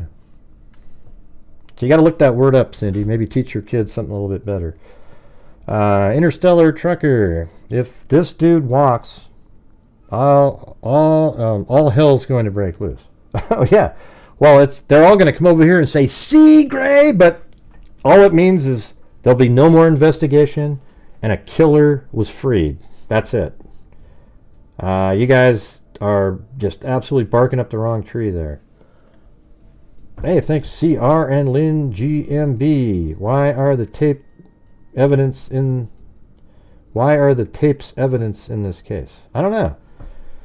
I think because the defense is trying to say, I know why. I mean, the defense is trying to say that his treatment in prison created like a mental condition that made him give false confessions. That's what they're trying to sell. And that's actually, I think Susan even mentioned the other day, said, yeah, that's all they should be really focused in on is that element, not the Odinist crap. But I think the timing is what's going to be their downfall, because everything was fine until he confessed. Then he went nuts. Doesn't it seem more likely that he was convinced to act nuts, and all of the people that were watching said it looked like he was faking to them? They thought he was faking the whole thing. And I'm sure he did some stuff that's really gross, eating feces and stuff, because that'll really sell it. Who the hell would eat that unless you're nuts? What do you mean, Ty Guy? I've shown the whole thing 700 times, man. Come on. God, all right, man. I'll do it all over again, just for you. All right. So here we go. You got it. You see the screen right here? You know what's amazing? See, Ty Guy is a perfect example of why the case is in the position it's in, because He should know this stuff by now. It's like second nature to everybody on this channel. We've been doing it for 8 years over the same shit. I mean, I can't tell you how many times I put this on the screen. So anyways, let's just start over here. 12:43. There's 3 girls at the bridge. 4 girls, actually. They go this direction. 1:26, they're at a bench. They start heading out this direction, and right after they're at the bench, at 1:27, a black vehicle matching Richard Allen's vehicle backs in. Then Richard Allen gets out. Right over here is the abandoned CPS building. You see that? Richard Allen gets out of the vehicle. Then he goes to the Freedom Bridge, and just after that, he passes those 3 girls. He sees them, and they see him.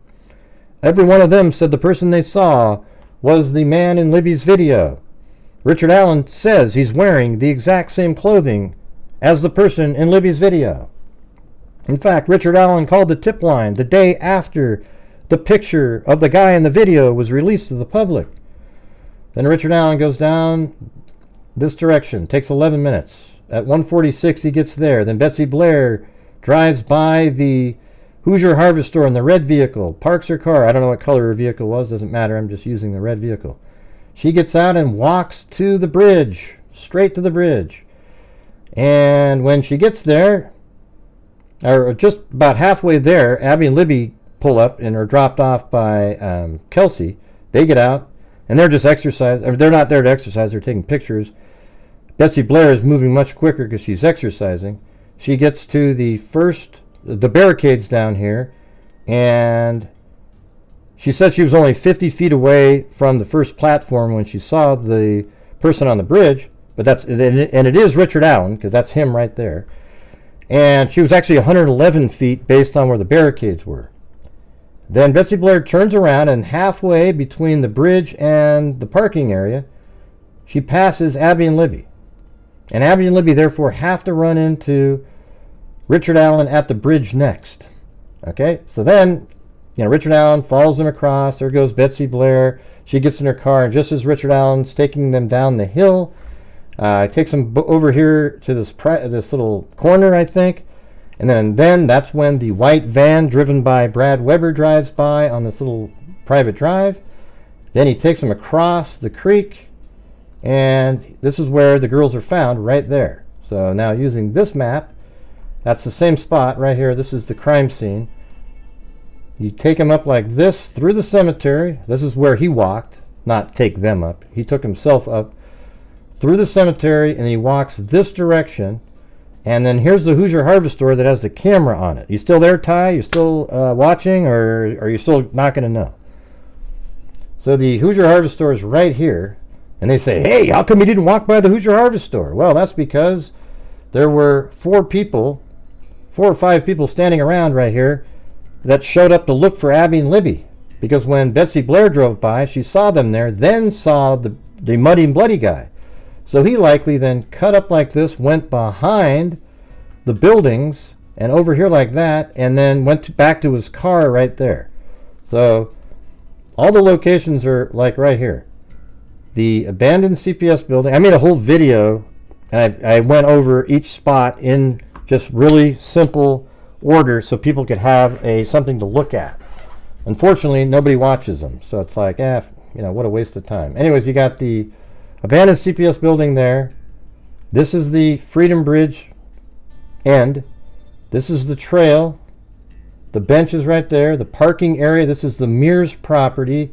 You can park right here. If you watch TV shows, they say people park right there. That's absolutely wrong. It's right there. And here's the Hoosier Harvest Store that has all the video camera of people going back and forth. The start of the bridge is right there.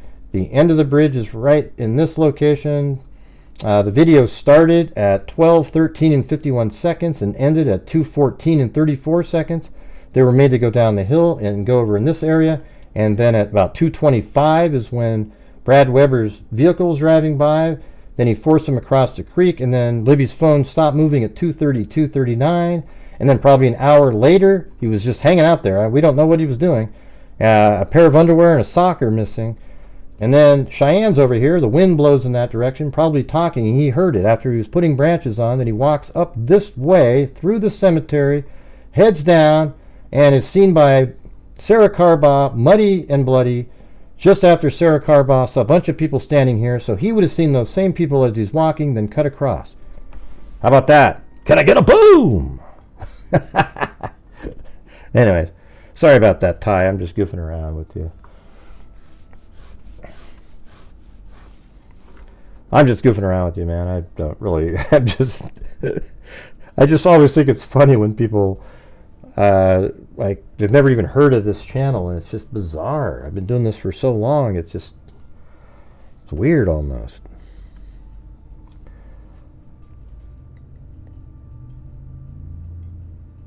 Yeah, it's definitely possible. Yeah. And look at that, there's Mia Pierce. How long do you think it would take for him to get from the crime scene all the way back to his car? I'd say about like 20 minutes or so. Well, let's just look at it like this. All right. It takes 11 minutes to get from here to here. So, I mean, just sort of extending that out to over there, you know, it'd be like 12 minutes from here, you know, I guess maybe like 12 minutes from the cemetery to his car. And then down here, you know, maybe 8 to 10 minutes to get up to the cemetery, because it's kind of this really steep hill there. So I'd say, you know, 20 minutes or so. So that means at like 3:40 ish, more like 3:37 or so, was when he left the crime scene. And that matches when Cheyenne is on the other side of the bridge perfectly.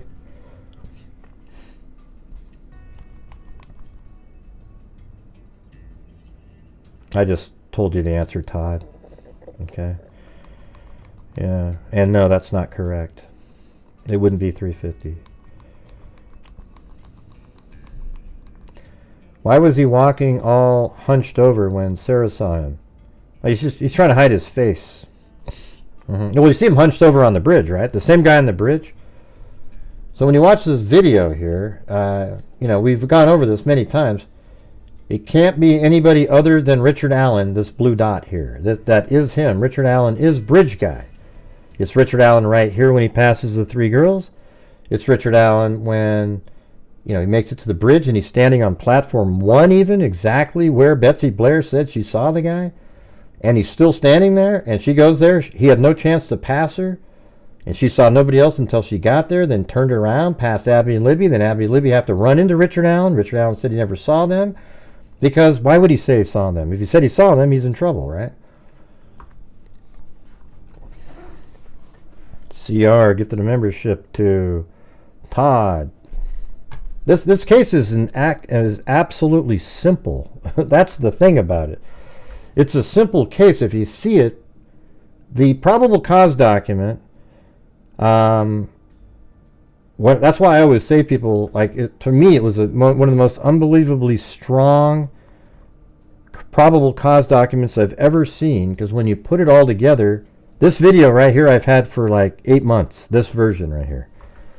Okay, and when you look at it, it's just, he is bridge guy. I even made a video called, like, a long time ago, Richard Allen is bridge guy. Because he is. There's no out for him. And then at trial, it got worse. You know? Now we know that his phone didn't even ping in the area, and he said he was looking at his stock ticker. That means he's lying.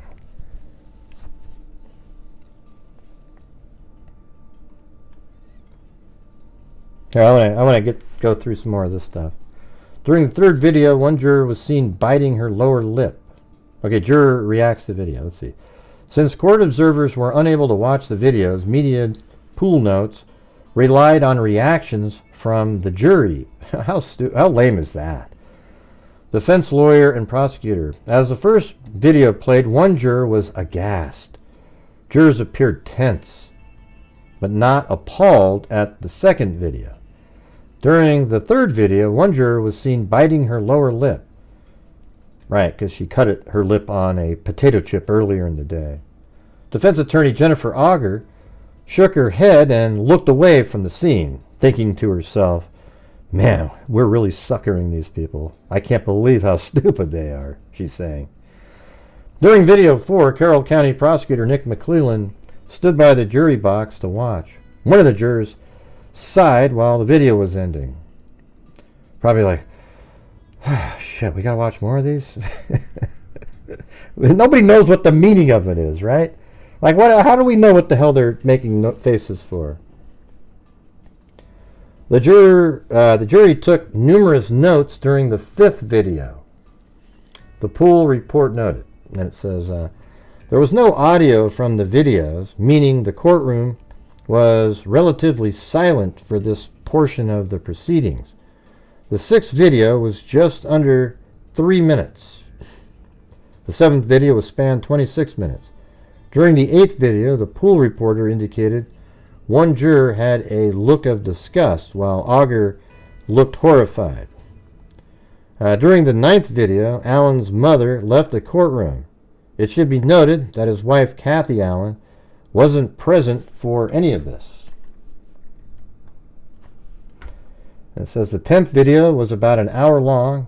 This one had an impact on McClellan, according to the pool notes, who appeared taken aback. Well, wouldn't he have seen them? And was cringing at what he was seeing, probably when he was eating some of his own poop. Auger stood behind him, arms crossed and mouth open, staring in horror. After the jurors watched the video, the court took a break. 5 more videos were shown in court after the break, with the flow interrupted. So here's the thing, the defense is going to try to put these shocking videos out there, and somehow that negates the 61 confessions. After the juror watched the videos, the court took a break. 5 more videos were shown in court after the break, with the flow interrupted by brief testimony from Indiana State Police Superintendent Doug Carter.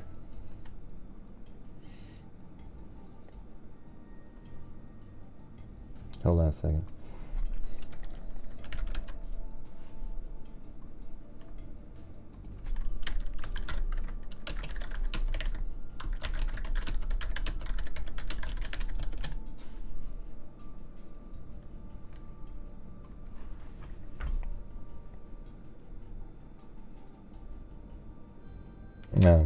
No, the scary thing is if he's let off, the killer will never be caught because he is the killer. That's the problem. People just don't seem to get it. Is there anybody watching right now when you just watched me show the animation that you went, oh shit, I didn't realize that? You know, like, holy crap, that absolutely, he's locked in as bridge guy, you know? I hope there's some new people that have seen that. I know Cindy J doesn't, you know. Oh, show it again. Are you kidding me? I've shown it 97 times.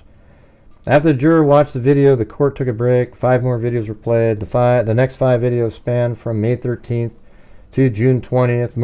Most were relatively short, with limited reactions available in the media pool notes. The 15th and final video spanned 34 minutes. Juror's eyes widened rapidly in surprise at something that stunned her. One of them, I guess. The videos were finished by about 11:50 a.m. Court adjourned shortly after that, with the jury given time to visit with family and enjoy activities on Saturday afternoon and Sunday. Court will resume at 9 a.m. Monday, November 4th.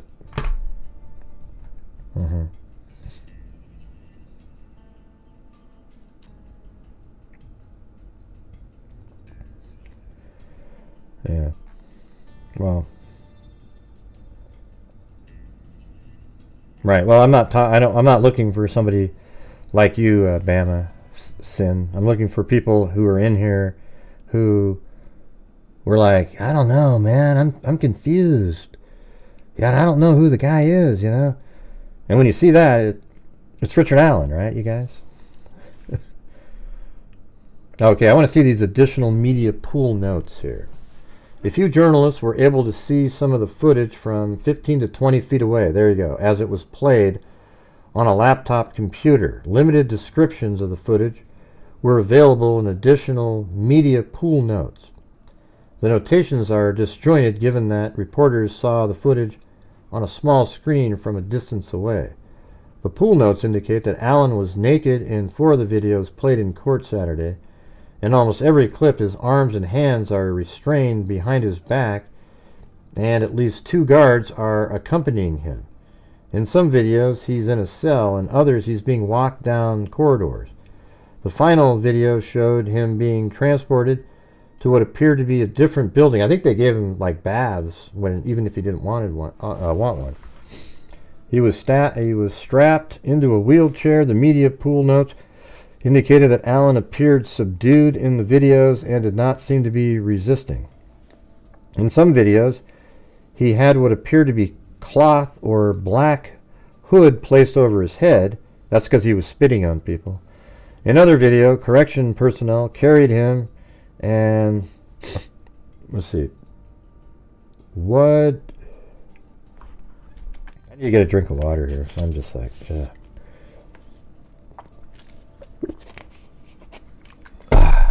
Thanks, James Finnan. In some videos, he had what appeared to be a cloth black hood placed over his head. In other videos, correction personnel carried him, and one appeared to show corrections officer dragging him. Another clip showed Allen being cleaned and dried by officers. Yeah, well, that's what happens when, I mean, God, I hope people aren't buying into it. How come he's the only one that acted like that?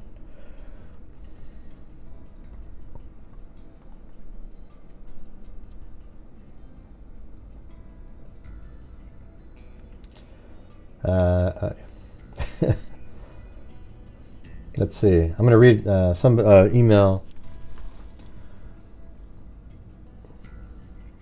Rational thinkers, aka freaks, compose. I don't know.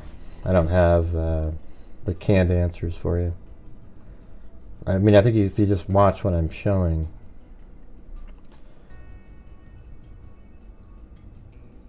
Yeah, that's the one I was looking at. I read that post. Somebody sent me the post on that the Bears channel.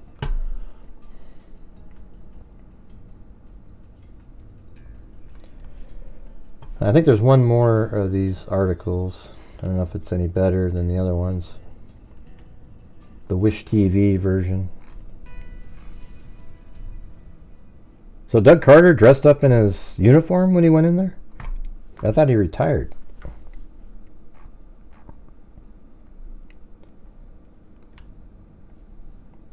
I mean, basically, I think it's pretty much the same. I read that. They had the same jury reactions. I don't know. So if I was just telling the story of the Delphi case, you would say, Seba, right? Seba, did I get that right? Gifted a membership to Okie Smoky. That Richard Allen, well, I guess the order would be, on that morning, obviously, we know now that he was over at his mother's house. He went and he didn't go to lunch with them, and he went and got 3 beers, or 6 beers. He drank 3 of them before going. He goes home, drinks the 3 beers, and then he gets a jacket. And then he goes out to the trails, and then at some point, he lies in wait, and then he follows the girls. He takes them down the hill, and he kills them on the other side of the creek after he was surprised by a white van that drove by. Richard Allen was seen by the 3 girls. They were seen by Betsy Blair locking him in as bridge guy. Then as he's leaving the crime scene, Sarah Carbaugh sees him. Richard Allen avoids the parking area and thus the Hoosier Harvest Store camera because there were people there. So he goes around, and then he goes home. Then law enforcement, they searched that evening all the way to like 2 o'clock in the morning. Then the next day their bodies were found around noon. That was the 14th. Then on the 15th, law enforcement had already got into Libby's phone and retrieved an image and posted that photograph of the bridge guy out to the media, asking to talk to him to see what that person may have seen. They were just a person of interest. Then Richard Allen obliged them by calling them the very next day and saying that he was there from 1:30 to 3:30, saw 3 girls, and he was looking at his stock ticker while on the trail. Then, he probably likely assumed he got a hold of the police because he was trying to get ahead of it. He has a public job where 3 girls, they may have recognized him. But now he's on video. Holy crap, somebody's going to recognize me. So he thought he'd get ahead of it and see what they got. And then he was shocked for 5 years when law enforcement didn't talk to him ever again. He was just sitting there. Then on the 13th, he's arrested. Or not the 13th. The 13th, they went to his house to perform a search warrant. And while in the car with Jerry Holman, Jerry Holman said, hey, do you want to sign this waiver in case we destroy some of your property? And he said, it doesn't matter. It's over. And at that time, nobody even knew anything about why the police were there. Okay? But on the 26th, when he was asked why he said that, he said, oh, because you guys went around and started talking to everybody. Now they think I'm the killer. Well, they hadn't asked those people those questions when you first said that. But, hey, that was a really good comeback. Anyways. And then I think it was on the 13th interview, I believe, with Liggett, when he was actually taken to the station, I think, he said, he made the comment about when Liggett showed him a picture of the bridge guy, he said, well, if one of the girls took that, or if the girl took that, the girl, he said. He didn't say one of them, he said, if the girl took that picture, then it's not me. And you could probably break that down by saying, yes, that's me, but if the girl took the picture, I'm going to tell you it's not me, because that would implicate me in the homicide. Because who in the hell answers a question like that? Nobody. All right? And then we find out in the investigation that Richard Allen, there was a bullet that was found at the crime scene. And during the search warrant, they retrieved a Sig Sauer P226 gun that had matched the ejection marks that were on the bullet found at the crime scene. So that places Richard Allen actually at the crime scene. And then we know that he confessed with specific information about being at the crime, being there. Like literally saying, yeah, I lied in wait, followed him across the bridge, I racked my gun, I told the girls to go down the hill, I followed them, and then I was going to assault them, then a van drove by, and then after that I got nervous, took him across the creek, and then I killed him, and wanted to make sure that they weren't alive. Then he walks up, and it's just, you go through the whole thing, it's just so obvious. I don't really know where, and then he confessed 61 times, you guys. And when he's confessing in prison, when you ask the people that listen to him, he's just totally like he's having a conversation. He's not screaming, he's not whacked out, he's nothing. He's just saying, he's talking to them, and he really wants them to believe that he did it and for them to accept it, and he wants to know if they'll still love him. And then his wife stops him. He's like, oh, be quiet, and then hangs up the phone and then calls his attorneys. And then, don't you know, he became one of the craziest people in the history of the planet after his attorneys likely said, hey, Richard, we think we can get you off. You have plenty of time to confess or confess to God or whatever at a different time. But live your life. We can get you off, buddy. This is a really high-profile case. We'd love to try to, because that's it. That's the whole story right there. I mean, there's more. Obviously, I don't remember every single thing as I'm blabbing through here, but I don't understand why there's so many people who think that he didn't do it. I mean, it's almost scary, to be honest with you.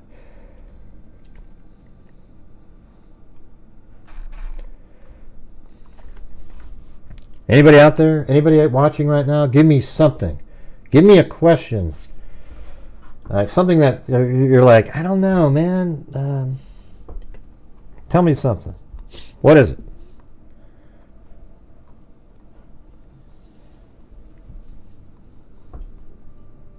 Right. That's exactly what I think it is, CR. You think they would care about that?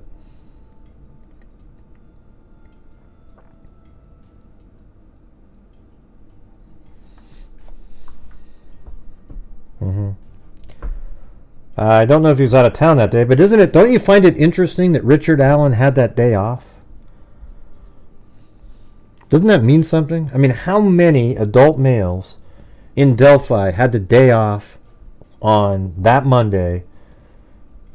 And then how many of those adult males that had the day off on Monday, a freaking normal work day, had light blue, jeans on, a dark blue or black Carhartt jacket with a hoodie and some sort of head covering? How many of them were there at the bridge that had the day off that day? So when you start putting it all together, who in the hell else is this person? There isn't one. If you believe somebody else just popped out of the woods and then Richard Allen ran into the woods, is that reasonable? And you're only saying that so you can pretend it's not him. But Richard Allen is the bridge guy, everybody. Is there anybody in here that can give me a reason why you think that Richard Allen is not the bridge guy? Just anybody. It's almost impossible that it's not. You'd have to believe that Richard Allen, when Betsy Blair turned around, he passed the two girls and never admitted to seeing them, Abby and Libby. And then he went through by the Mears property and left. And then another person wearing exactly the same clothing he was wearing went out onto platform 1, and that's who Abby and Libby saw or something, right there in the same area. Isn't that weird? My 2 cents. There's no reasonable doubt. I know. I agree. There is no reasonable doubt in this case. Bridge guy is Richard Allen. It is clear as day. I'm over all the bullshit. I don't even, as soon as I start reading one of the other theories and I see that there's an element that's already wrong, I just forget it. You give me a theory that keeps all the elements. So I'll show you where the one spot, you guys, listen to this. Here it is. Here's his one out right here. Okay, 126. Here comes Richard Allen. He makes it to the bridge by about 146. And then here comes Betsy Blair. Now watch. When Betsy Blair goes here, and then he goes, ooh. And then he tries to follow her right now. So let's say, but Betsy Blair would have noticed him following, right? Because she seemed pretty aware. So let's just say, right around now, he starts walking down the trail this way. Okay? And that means he has to have passed Abby and Libby, but he doesn't admit to doing that, right? So let's say right now, Richard Allen's walking like this, and now he's about right here. He would go through the parking area behind Betsy Blair, make it to 300, and then walk to his car like that.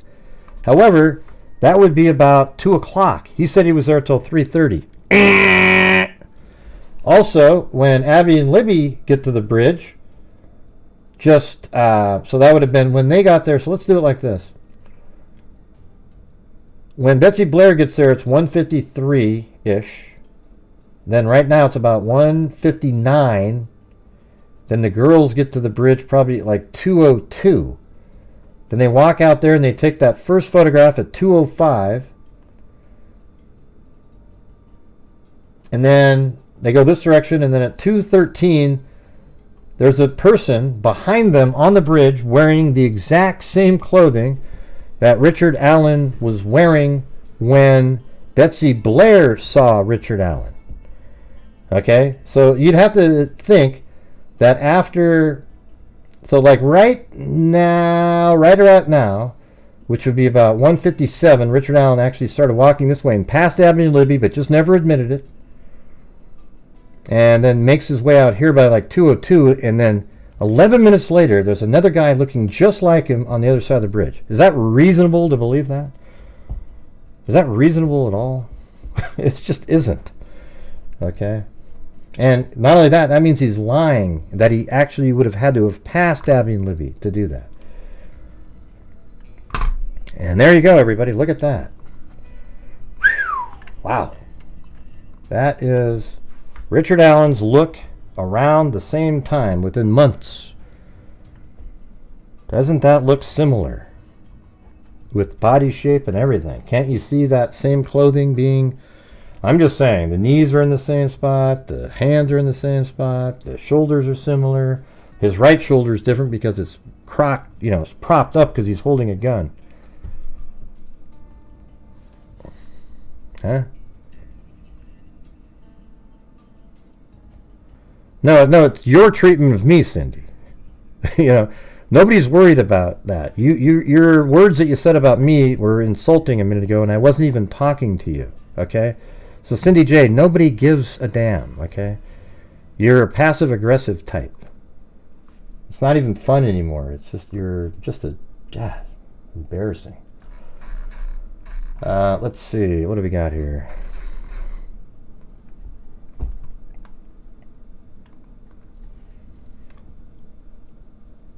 See, it's Richard. Yeah. So you look at that right there, and then if you put the picture on the, like that's his face when he's playing pool. Is that consistent with that? Sure. You can't really say that there's nothing in there that you go, you could never use something like that in court, but that's him playing pool, looking right at the camera. And since this is Richard Allen, it should look just like him, or you couldn't rule it out, So there you go.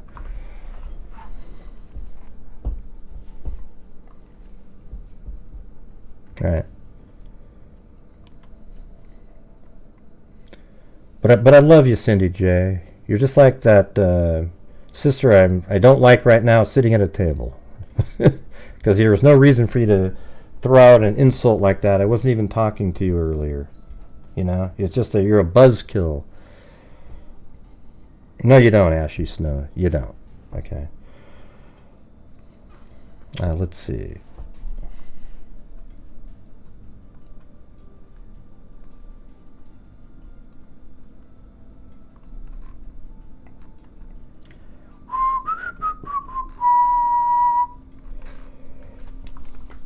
Let's see. The bullet found at the crime scene matches his gun. Yeah, there's a whole bunch of things. Yeah. Richard Allen places himself at the scene. He's wearing exactly the same clothing that the bridge guy is wearing. His bullets found at the crime scene. He confessed with information that only the killer would know. Richard Allen is bridge guy. He's the killer. It's over.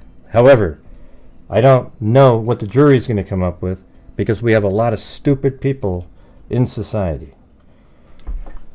What are you saying, Gray? My husband and I are going to end up divorced over this. We argue almost daily over the trial. Oh my God. If I couldn't do it. He thinks they don't have enough to convict him. I do. Well, they do have enough to convict him. It's just, it's not even close to not having enough.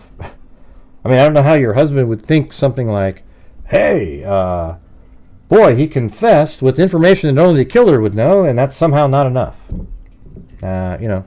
Or that he is the bridge guy. You need to have him, look into some, I don't know who he's watching or what he's doing, but that's crazy. Yeah. The case is simple, you guys. They make it complicated when you listen to the Burkharts of the world, like it's just really, oh, Jesus, this thing. It's right there. It's right in front of your face if you just look at it. Mia Pierce said, Richard Allen is bridge guy. Proven.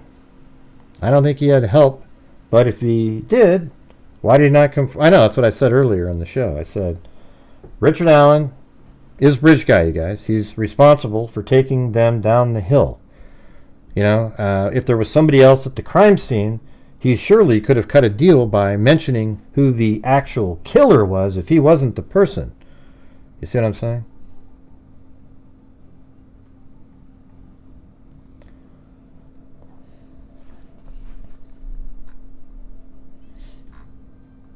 Ding, ding, ding. Yeah, Doug Carter said, Cindy, he said that he is the one that was responsible for, in 2021, removing the FBI from the case. That's really all they brought him in for. That's it.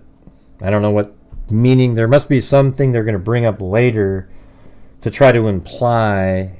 Oh, yeah. Okay, so here's something I did learn today. That, so this is something that I'm not sure how it's going to work, is that, and that, so this is, I don't know if these were in the notes and we just missed it or whatever I was reading, but the FBI, there was an FBI agent regarding Brad Weber's statement. Like, the FBI interviewed Weber, and Weber apparently said that after work he went to fix some ATM machines. That's apparently what an FBI agent said. But then when they asked the Indiana State Police guy, he goes, he's never said that. He's always said he went home after work. So there's like this debate, and that's the FBI agent that they're trying to get on a Zoom call. And the judge is like, well, how come you haven't done all this? Like, why wasn't there a deposition before? Why is this now? And, you know, if they can't get this guy on a Zoom call, then I guess they throw that piece out. But I want to know, I mean, you know, it's sort of interesting why he would write something like that down. Okay? So then that would be something that would, you know, mitigate the Brad Weber comment. It still doesn't take away that he said that, you know, matches where he took the girls down the hill, etc. Although then there's not a van, I guess. But I don't know. I mean, I would tend to believe Weber, since that's what Richard Allen said he saw. You know, like he was a witness to the van. You know, the ISP guy. Right, that's it. CET 62. And you know, you would think when you got off work you'd go home for a little bit. You know, because you're off work, then go work on some ATM machines. I don't even know what that even means. Why would he be working on ATM machines?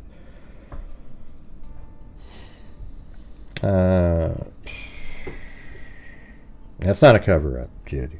Yeah. Right. Why didn't they, you know, so again, why didn't they just pin this on Ron Logan? I mean, there's books on Ron Logan, you know? Oh my God, Ron Logan's the real killer, everybody. Man, they should have been able to easily have just pinned it on him, right?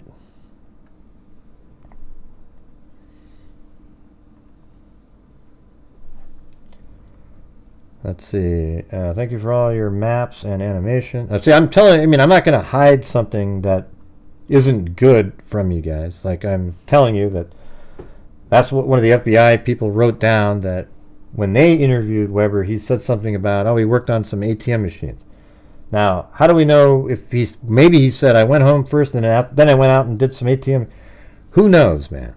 If you have a recording of it, it would mean, you know, like those always mean more, but again, we have to rely on notes also from the psychologist and everybody else, and, you know, even Dan Doolin's notes. There's no video of that. God, wouldn't you absolutely love to have seen, or just even have anybody else see it as well, a video of Dan Doolin interviewing Richard Allen? I mean, wouldn't it be amazing if he was clean shaven and that would have matched exactly what the FBI agent said?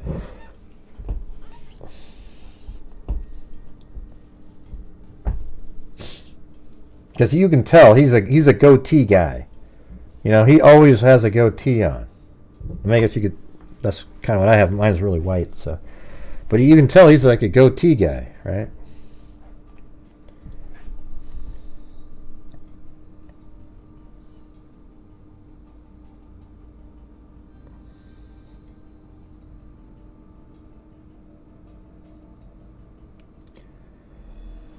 A verdict by this time next week? Well, what about the rebuttal? I'm hoping the rebuttal has some stuff that they kept out intentionally to have like a zinger. And I'm kind of wondering about these. Apparently the jury got the Google searches. But what were they? Does anybody know what they actually were? There's some people pretending that they have it, but I don't know what it actually said. Do you guys?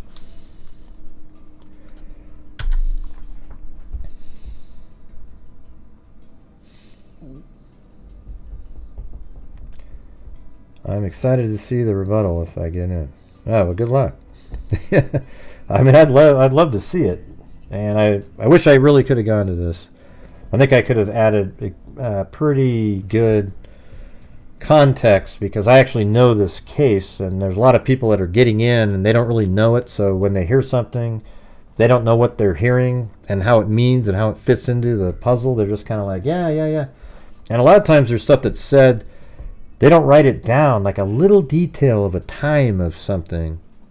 They just sort of, generalize and you miss it, and that little time is absolutely significant.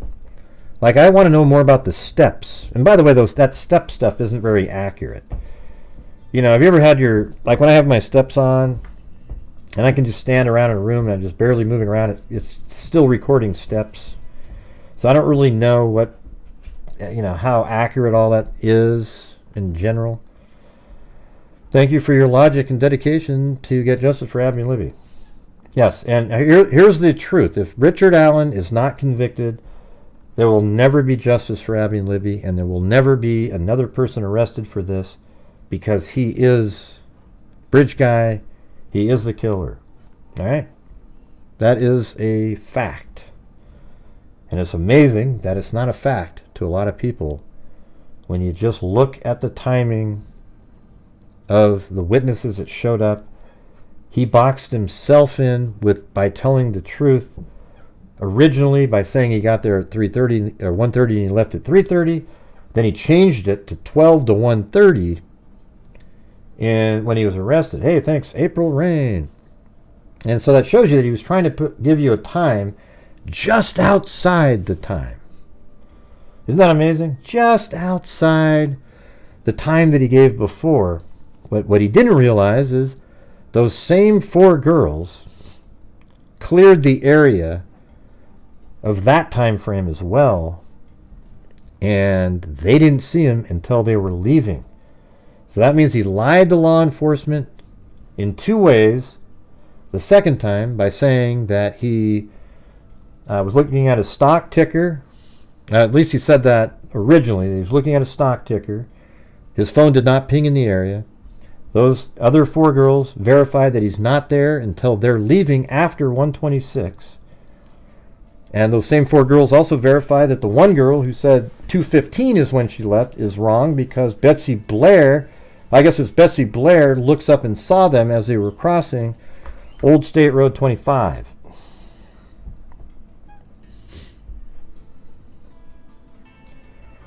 He kept looking up Delphi murder updates. Oh, really? Okay. Yeah, I mean, it's interesting. I mean, but, so have all of us, right? And some gun stuff. Well, that would be interesting. If he was looking up gun stuff before any of us knew. I mean, I always knew that there was a click sound and they believed that he had a gun. I mean, everybody kind of thought that anyways, but I guess again that's why they don't want stuff like that out there. But I mean, if you're reporting on something and you hear it, you're just reporting. You're not really thinking, oh boy, hey, 100, no doubt, guilty. There you go. See? Come on, Cindy. You, Cindy, have to see the facts in this one. You might not think that. I agree with you that there's a lot of nutty people out there using their no brains whatsoever. Think that he isn't guilty, but he is. There's no out for him here. They're not allowed to have anything with them, Cricket. You know what I'm saying?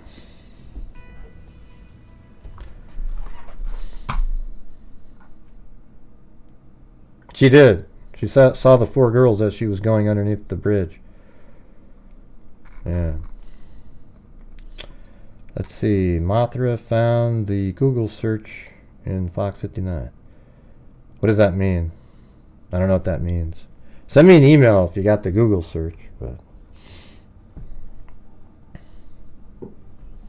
can you send me an email right now, whoever has that? The Fox 59 Google search? Then we can go over those if they're there. No, they're not wise though, Uncle Bob. That's the problem. They trick people into thinking that they're wise.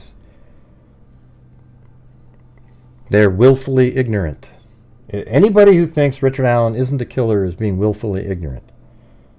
Because there's no way around it. You guys see the irrefutable logic, right? You get it? I mean, there's no out. If you had Bob Motta on right now, he couldn't explain to you how that's not Richard Allen as bridge guy. I even did it when he came on. He called just randomly one time, and he didn't really have an explanation. He just hummed and hawed, and we moved on to something else.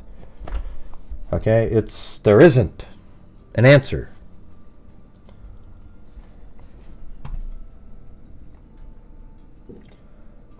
Thanks, Mothra, if you sent it. I'm waiting for it. grayhuze2@gmail.com.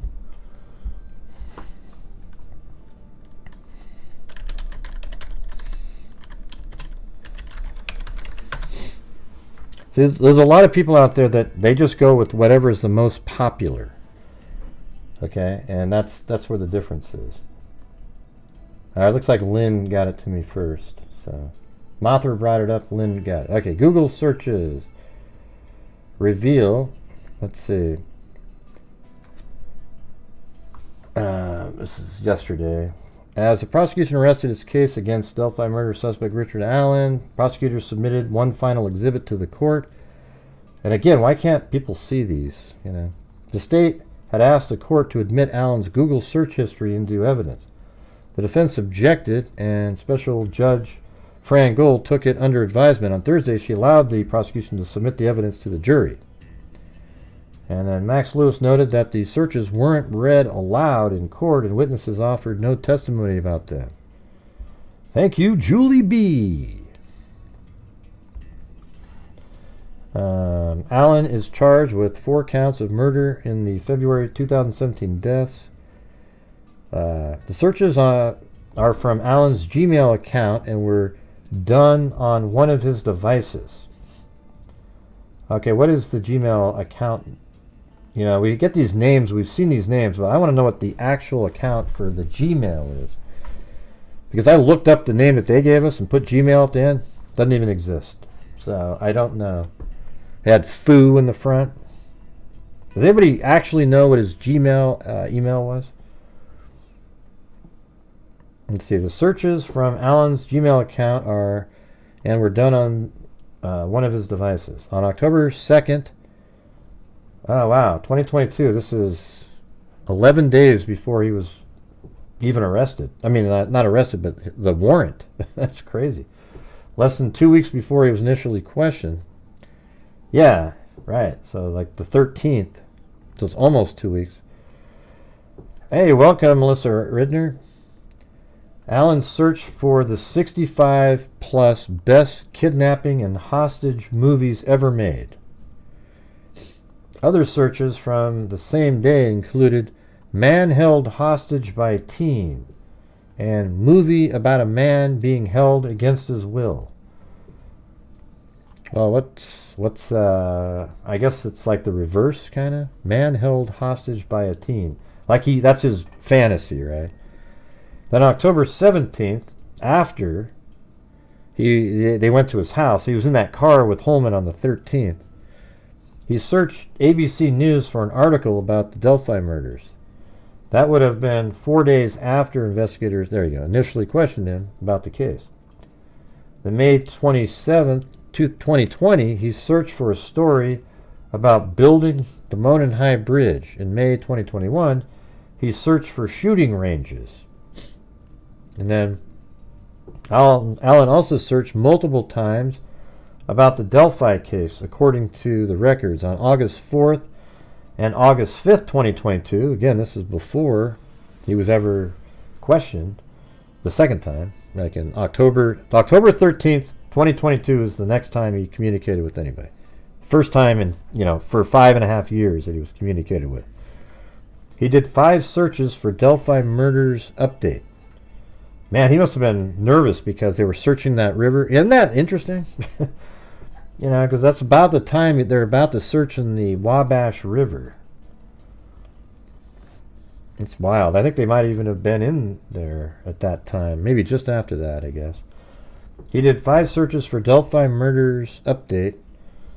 That's just a couple months before he found himself at the center of the case. Between January 2022 and April 22, Alan did a general search for Delphi 11 times. Also in April 2022, he searched, "Should I die now?" Well, what kind of answer are you gonna get for that? Thank you very much, Melissa Ridner. Very kind, very kind. Your 3rd super chat ever. Between January, he searched, "Should I die now?" It appeared Alan had an interest in disturbing movies. On April 27th, 2022, he searched for insidious and horrifying things to watch. In another search from June of 2023, he looked for the most effed up thing to watch on Netflix, according to the analysis. Sounds like he's a little bit more twisted than normal people. But I will say that if you checked any of our computers just for general searching of topics for true crime related things, it wouldn't look great. But I wouldn't type stuff like that in. Horror, insidious, horrifying. Give me the most effed up thing to watch on Netflix. Okay, I need to satisfy my urges. Sounds like a tool. And by the way, when you type in Delphi, it's not general, you guys. When you type in the word Delphi, that's the keyword that it looks up the case. You get what I'm saying?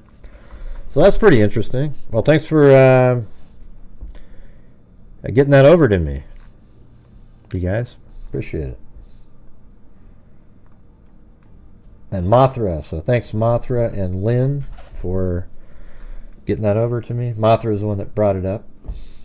So I'll give her the main credit there. But Lynn jumped on it quick and got that over. Oh yeah, where was that? I did see the 65 times. Oh yeah.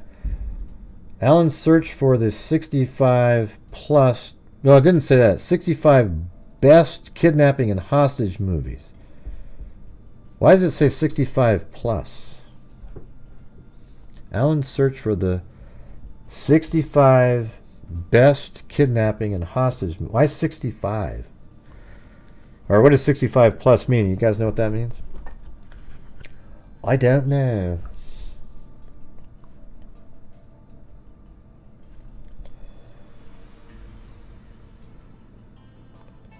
Well, his daughter's on the... Well, here's the thing. I think what they're going to do with the daughter now is... He said in one of his confessions that he assaulted his daughter. Now his daughter's going to come up and say, he never assaulted me. And they'll go, oh, see? So some of those are false confessions. How much you want to bet? That's what's going to happen. And I actually think that a lot of his confessions are intentionally false. Because after the first few that were legit, his attorneys said, oh man, we need to muddy the water up here, you guys.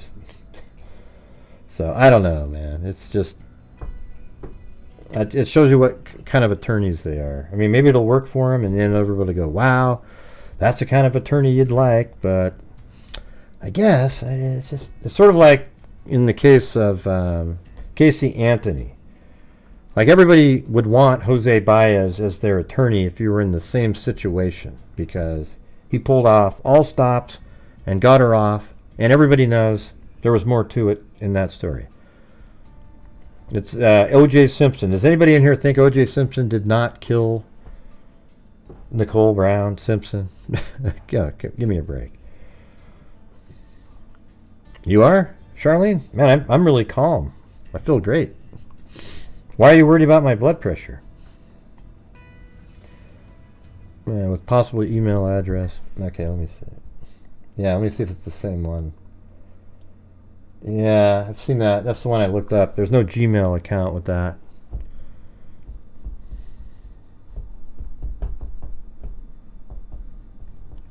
But anyways, what time is it right now? 3:20.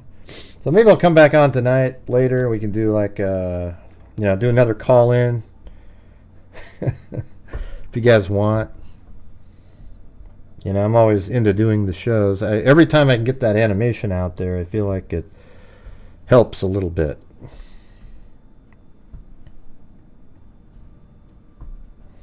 I don't know. She said that she wasn't in court today. We read that earlier. Yeah, I was going to say Nathan wants to call in. I don't know. He's probably not here anymore.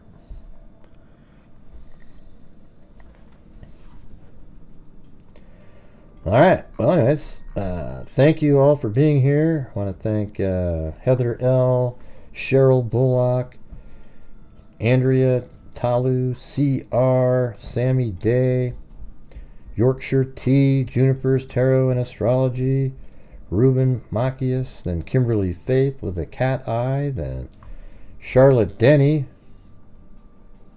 Was a connection made at trial between Richard Allen's confession that he wanted to make sure the girls were dead and the autopsy report of multiple cuts. Oh yeah, that's an interesting point there. Yeah. It's a good one there, Charlotte Denny. I like that. Yeah, that's a really good point there. That's right. He wanted to make sure that they were dead, so he waited there for a while, but he also made multiple attempts in there to try to kill Libby, for example. Like that. All right, Charlotte Denny, you nailed it. You probably wished I'd answered that 2 hours ago, but sometimes when I'm on a roll, it's hard to get to that. And then Employee of the Month. I love the common sense of this group. Richard Allen suddenly becomes the most unlucky guy on Earth. That's right. Just like Brian Koberger, the most unlucky human being on the planet. Misty Meaner B. Then E. Nick. Then Johnny Rep. Stacy B. This is my first time. I'm confused about the timeline and Google searches. All right. Well, hopefully you don't feel confused anymore, Stacy B. Archive Gig. Your theory makes perfect sense. Do you think that Richard Allen knew the two girls were going to the bridge in advance or was opportunistic? Richard Allen was guilty. Yeah, that's one of those things we don't really know. Archive Gig. If we want to, throw Keegan Klein in there, who was communicating with her using a catfishing account that very same weekend, he may have known that they were going there, and then somehow Richard Allen got that information and went there specifically to see them. Perhaps that's the real reason he decided not to go to the lunch, get his six-pack to get all juiced up, and he goes out there and lied in wait after they showed up. Because remember, Betsy Blair said that it looked like he was waiting for somebody, but she wasn't that person. And then the three girls said he had his head down like he was on a mission. All right. And then Bella M. Gray, sending love. Too Sweet Blue. I'm hoping for the rebuttal. They need a strong closing with the video, right? And then Waka Waka. That animation would be the defense worst nightmare. I think it would be. Then Employee of the Month gifted a membership. Then Mia Pierce gifted a membership. Mia Pierce became a member, then gifted a membership. How cool is that? Then CR gifted one. Then Heather L. became a new member. Then Interstellar Trucker. Then May Flowers. Then Vegas Andrews.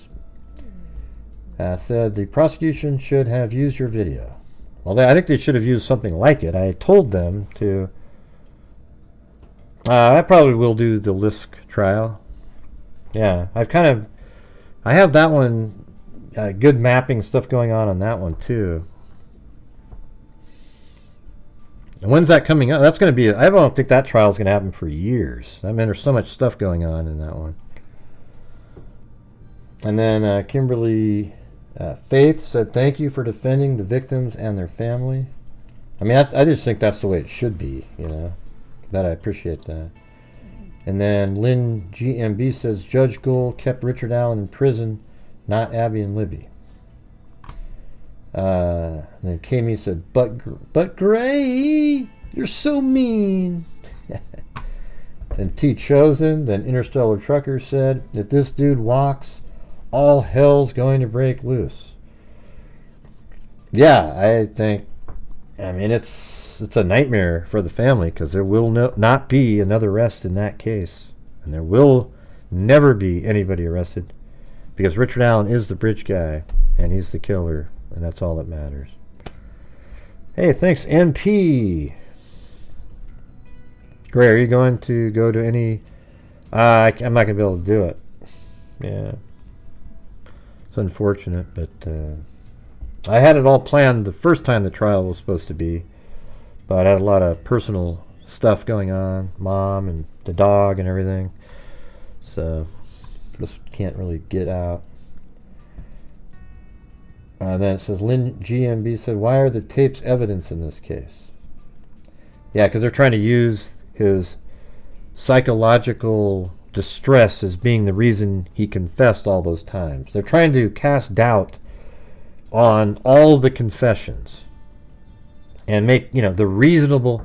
Is it reasonable that those are all fake confessions? I don't know that. Georgina Stoliker gifted a membership. Then CR gifted a membership. Then Toxic Tink became a new member. Then Kaz X. James Finn. Then Seba gifted a membership. Then Med247RN, 18 months. Interstellar Trucker. Then K became a new member. Then Nikki N. CR, who brought the crazy Odinist theory into play. Well, the Odinist theory was something that people talked about at the very beginning of the case. People would talk about it. And then the defense team, you know, talking to some of the crazy YouTubers out there, goes, ooh, that's a good one. So then they started looking into it, and law enforcement did look into the Odinist theory. So they just they made this whole document to try to make it seem like somebody else was more likely. You know what's hilarious about that, though? The main investigator, Todd Click, that they were going to use to be their Odinist hero that was in law enforcement, he just got arrested for, like, I don't know if it was falsifying information in child abuse cases or some shit like that. I mean, he just got creamed. So that guy was a pile of crap. But the defense put out a document in support of a Franks hearing. A Franks hearing is a hearing that a judge will have to see if the original search warrant was proper because of false information. Was the original search warrant granted because of false information that is so egregious that the search warrant without that information wouldn't have been given? So they put this whole Franks memorandum in there saying Sarah Carbaugh actually said this and Betsy Blair said that, and there's also these other Odinist people, and had the judge seen that, she wouldn't have allowed the search warrant, and the search warrant is what led to the gun that was then connected back to the bullet at the crime scene. So I think now it seems like, since there wasn't any other bombshell information that came from the prosecutors, that the bullet and the gun connection was the only reason that they tried to get the search warrant thrown out, because any fruit bore from that search warrant would have been removed, and that's how they got the Sig Sauer P226. Does that make sense? Then my 2 cents, there is no reasonable doubt Bridge Guy is Richard Allen. Is it clear as day? I'm over all the bullshit BS theories. I'm with you there, my 2 cents. Why doesn't Richard Allen testify himself to inform us on his past or current mental state? Of course not. Instead, they show videos. Shame on them. Why doesn't Richard Allen testify himself to... Yeah, right. So you watch these videos and you have no idea if he's being genuine or not. Dennis Boyd and Kelly Steiner said, my husband and I are going to end up divorced over this case. Man, it's almost like politics, man. If you have like a Democrat and then a Republican and you're married at this point, man, that'd be brutal. Mia Pierce, Richard Allen is bridge guy proven. I don't think he had help, but if he did, why did he not come forward with it and spill the beans and get a deal, right? Squeaky wheel gets the deal. There you go. My 2 cents gifted one. Gray Hughes investigates membership. Then Candy Kitten said, thanks for your logic and your dedication to get justice for Abby and Libby. Then April Rain, CR, no doubt, guilty, guilty, guilty. Julie B, then Melissa Ridner, a new member, then Melissa Ridner super chat, then NP, then Olivia, and then Olivia said, Gray, you are going to go to any of the trial? No, I'm not. And then Tori said, fairly new here. What case got you interested in true crime? Were you ever in law enforcement? And no, never been in law enforcement. But my first case online was the Jodi Arias case, and I had gone to school for 3D animation and media arts. And in that case, I made a completely, almost flawless bedroom, bathroom, everything in the Jodi Arias case. So I could actually use it as a, to demonstrate where everything was, and I could theorize. And I mean, it was amazing. It sucks that I wish the Jodi Arias case was now, because I'd have millions of views and like a lot of subs that would have came in, because it was I had the best information and whatever you want to call it. I don't really know what to say, but it just is what it is. And then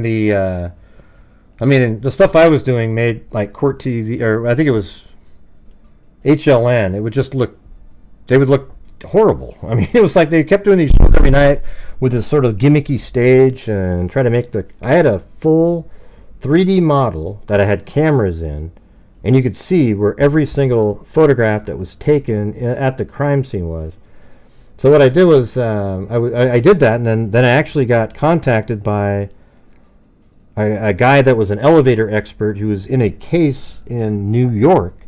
So then the prosecutor contacted me in New York and Brooklyn, and he commissioned me, and I made an entire animation of the elevator incident where the person it was actually in a hospital, if you can believe it.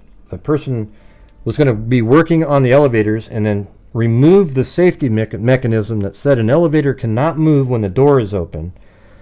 And you can see all these videos on all the floors where the elevator door opens and then you see it go up while the door's open. But then this one lady got on and she trips because it's moving, and her leg got like guillotined. The door shutting and the elevator going up, and her leg got dragged up that 2-inch gap all the way up to the seventh or 8th floor, and he ended up getting my video was instrumental in winning that case. They actually said, the jury said, oh yeah, that video, that really, and it was like he got an assault and 2 years in prison because it was so egregious what he did. That lady was in a coma for a month, and she kept her leg, but she probably should have not. That's not going to work. So there you go. That's how I got kind of started in that. So I mean, I have experience creating demonstrative videos for law enforcement, and I made another one for them. They didn't use that one because it settled before the.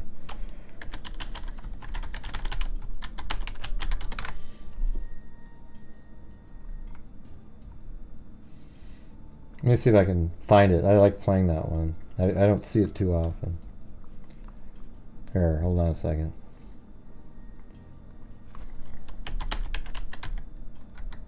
No, there it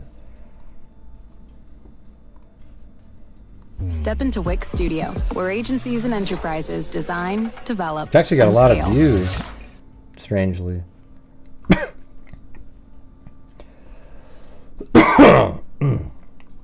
It's only a minute 31 seconds long.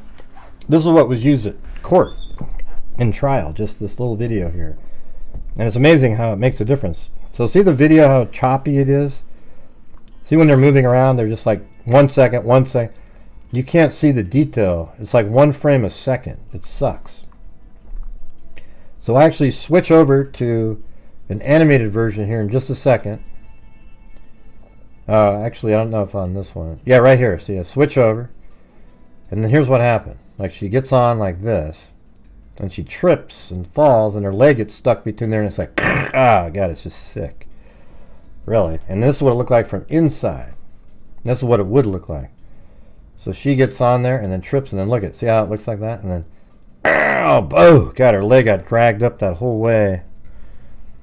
3, 4, and when the paramedics found her, they asked her if she was alive, because she was just, and fortunately, it was in a hospital. That's why she lived.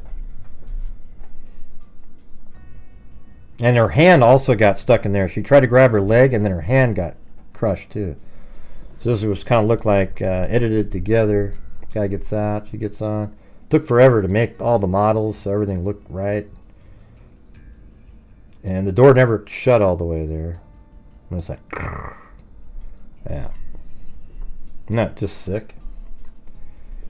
Yeah. So hey, this one, there it is, Delphi. You should have used me too, because if I had given you that animation, or if you'd wanted it, because I offered to make one for you, might have made a difference. But we're never gonna know. Hopefully, there's just a guilty verdict. Here's what I'm hoping: that even though it's like 60 to 40, that there's still a guilty verdict. So 60-40 on these polls that people are taking. Isn't that crazy? So, anyways. Hey, great, Kim. I was still doing a show. Thanks for the rudeness. All right, everybody. Thank you for being here. We will see you guys a little bit later. And thanks for watching. Just not a fan of escalator. Yeah, well, by the way, if you guys get onto an elevator, don't pause or wait. Just jump on, man. Do not linger in the doorway. So all the creepy website searches from Richard Allen's computer was before his arrest. Some of them were. Any before the murders? I didn't see any. No. But it's interesting that some were before he was even arrested. I wonder why they didn't go back even further. Sharon Gornick. Anyways, thank you guys so much. We'll see you guys later this evening. And yes, why not go over and check out Hidden True Crime? Now that somebody put in there. I always think it's lame, though. I mean, let me be the one. I didn't know she was live, but you can email me or something. We don't need to do, like, nobody does that over there for me, okay? Nobody does that. Nobody goes, hey, everybody, Gray's going live next, hey! And they delete those comments, too, just like our guys do, because it's just totally not cool, right? So, anyways, thanks, everybody. We'll see you guys later. And, as I always say, until next time, be safe out there. By the way, the blonde that's dancing in this, that's Lori Daybell. So, Lauren should be like, oh, right, look at that. Because and by the way, I don't know if you've seen this, but I've had this bracelet on my hand right here. This is the Abby and Libby bracelet. I've had that for years. And then I also have JJ and I think this one says Charles, JJ, and Tylee, and I've had it on since way back then. I was the first person on YouTube to cover the Lori and Chad Daybell case. And we had interviews with the grandparents multiple times. And then it just kind of got hijacked by all these other people, and then we just kind of, yeah, forget it. Anyways, we'll see you guys later, and as I always say, until next time, be safe out there. Yeah, I've been doing this true crime thing for quite a while now. And during this whole time, I have not seen one person That is a crime dissector, flag rejector. I'm a certified human lie detector. Gonna get ya on a stretcher if you try and play me like an old projector. Crime sector is my nectar. Professor Gregor's gonna give another lecture. Crime collector. See, she even has that bright red and lipstick. I'm always gonna be a pup protector, fool deflector, interceptor, and I'm meaner than a spectre with a vector on his pector. With all respect, y'all, just remember I've a temper fucking check ya. I have no agenda, I'm no pretender, and I'll serve it to you straight without the blender. And in the end, I'm gonna send ya on a mission to reveal the true offender. Yeah, so I'll just get right back to work. All right, everybody? Talk to you. There's mosquitoes the size of bald eagles in that dadgum swamp.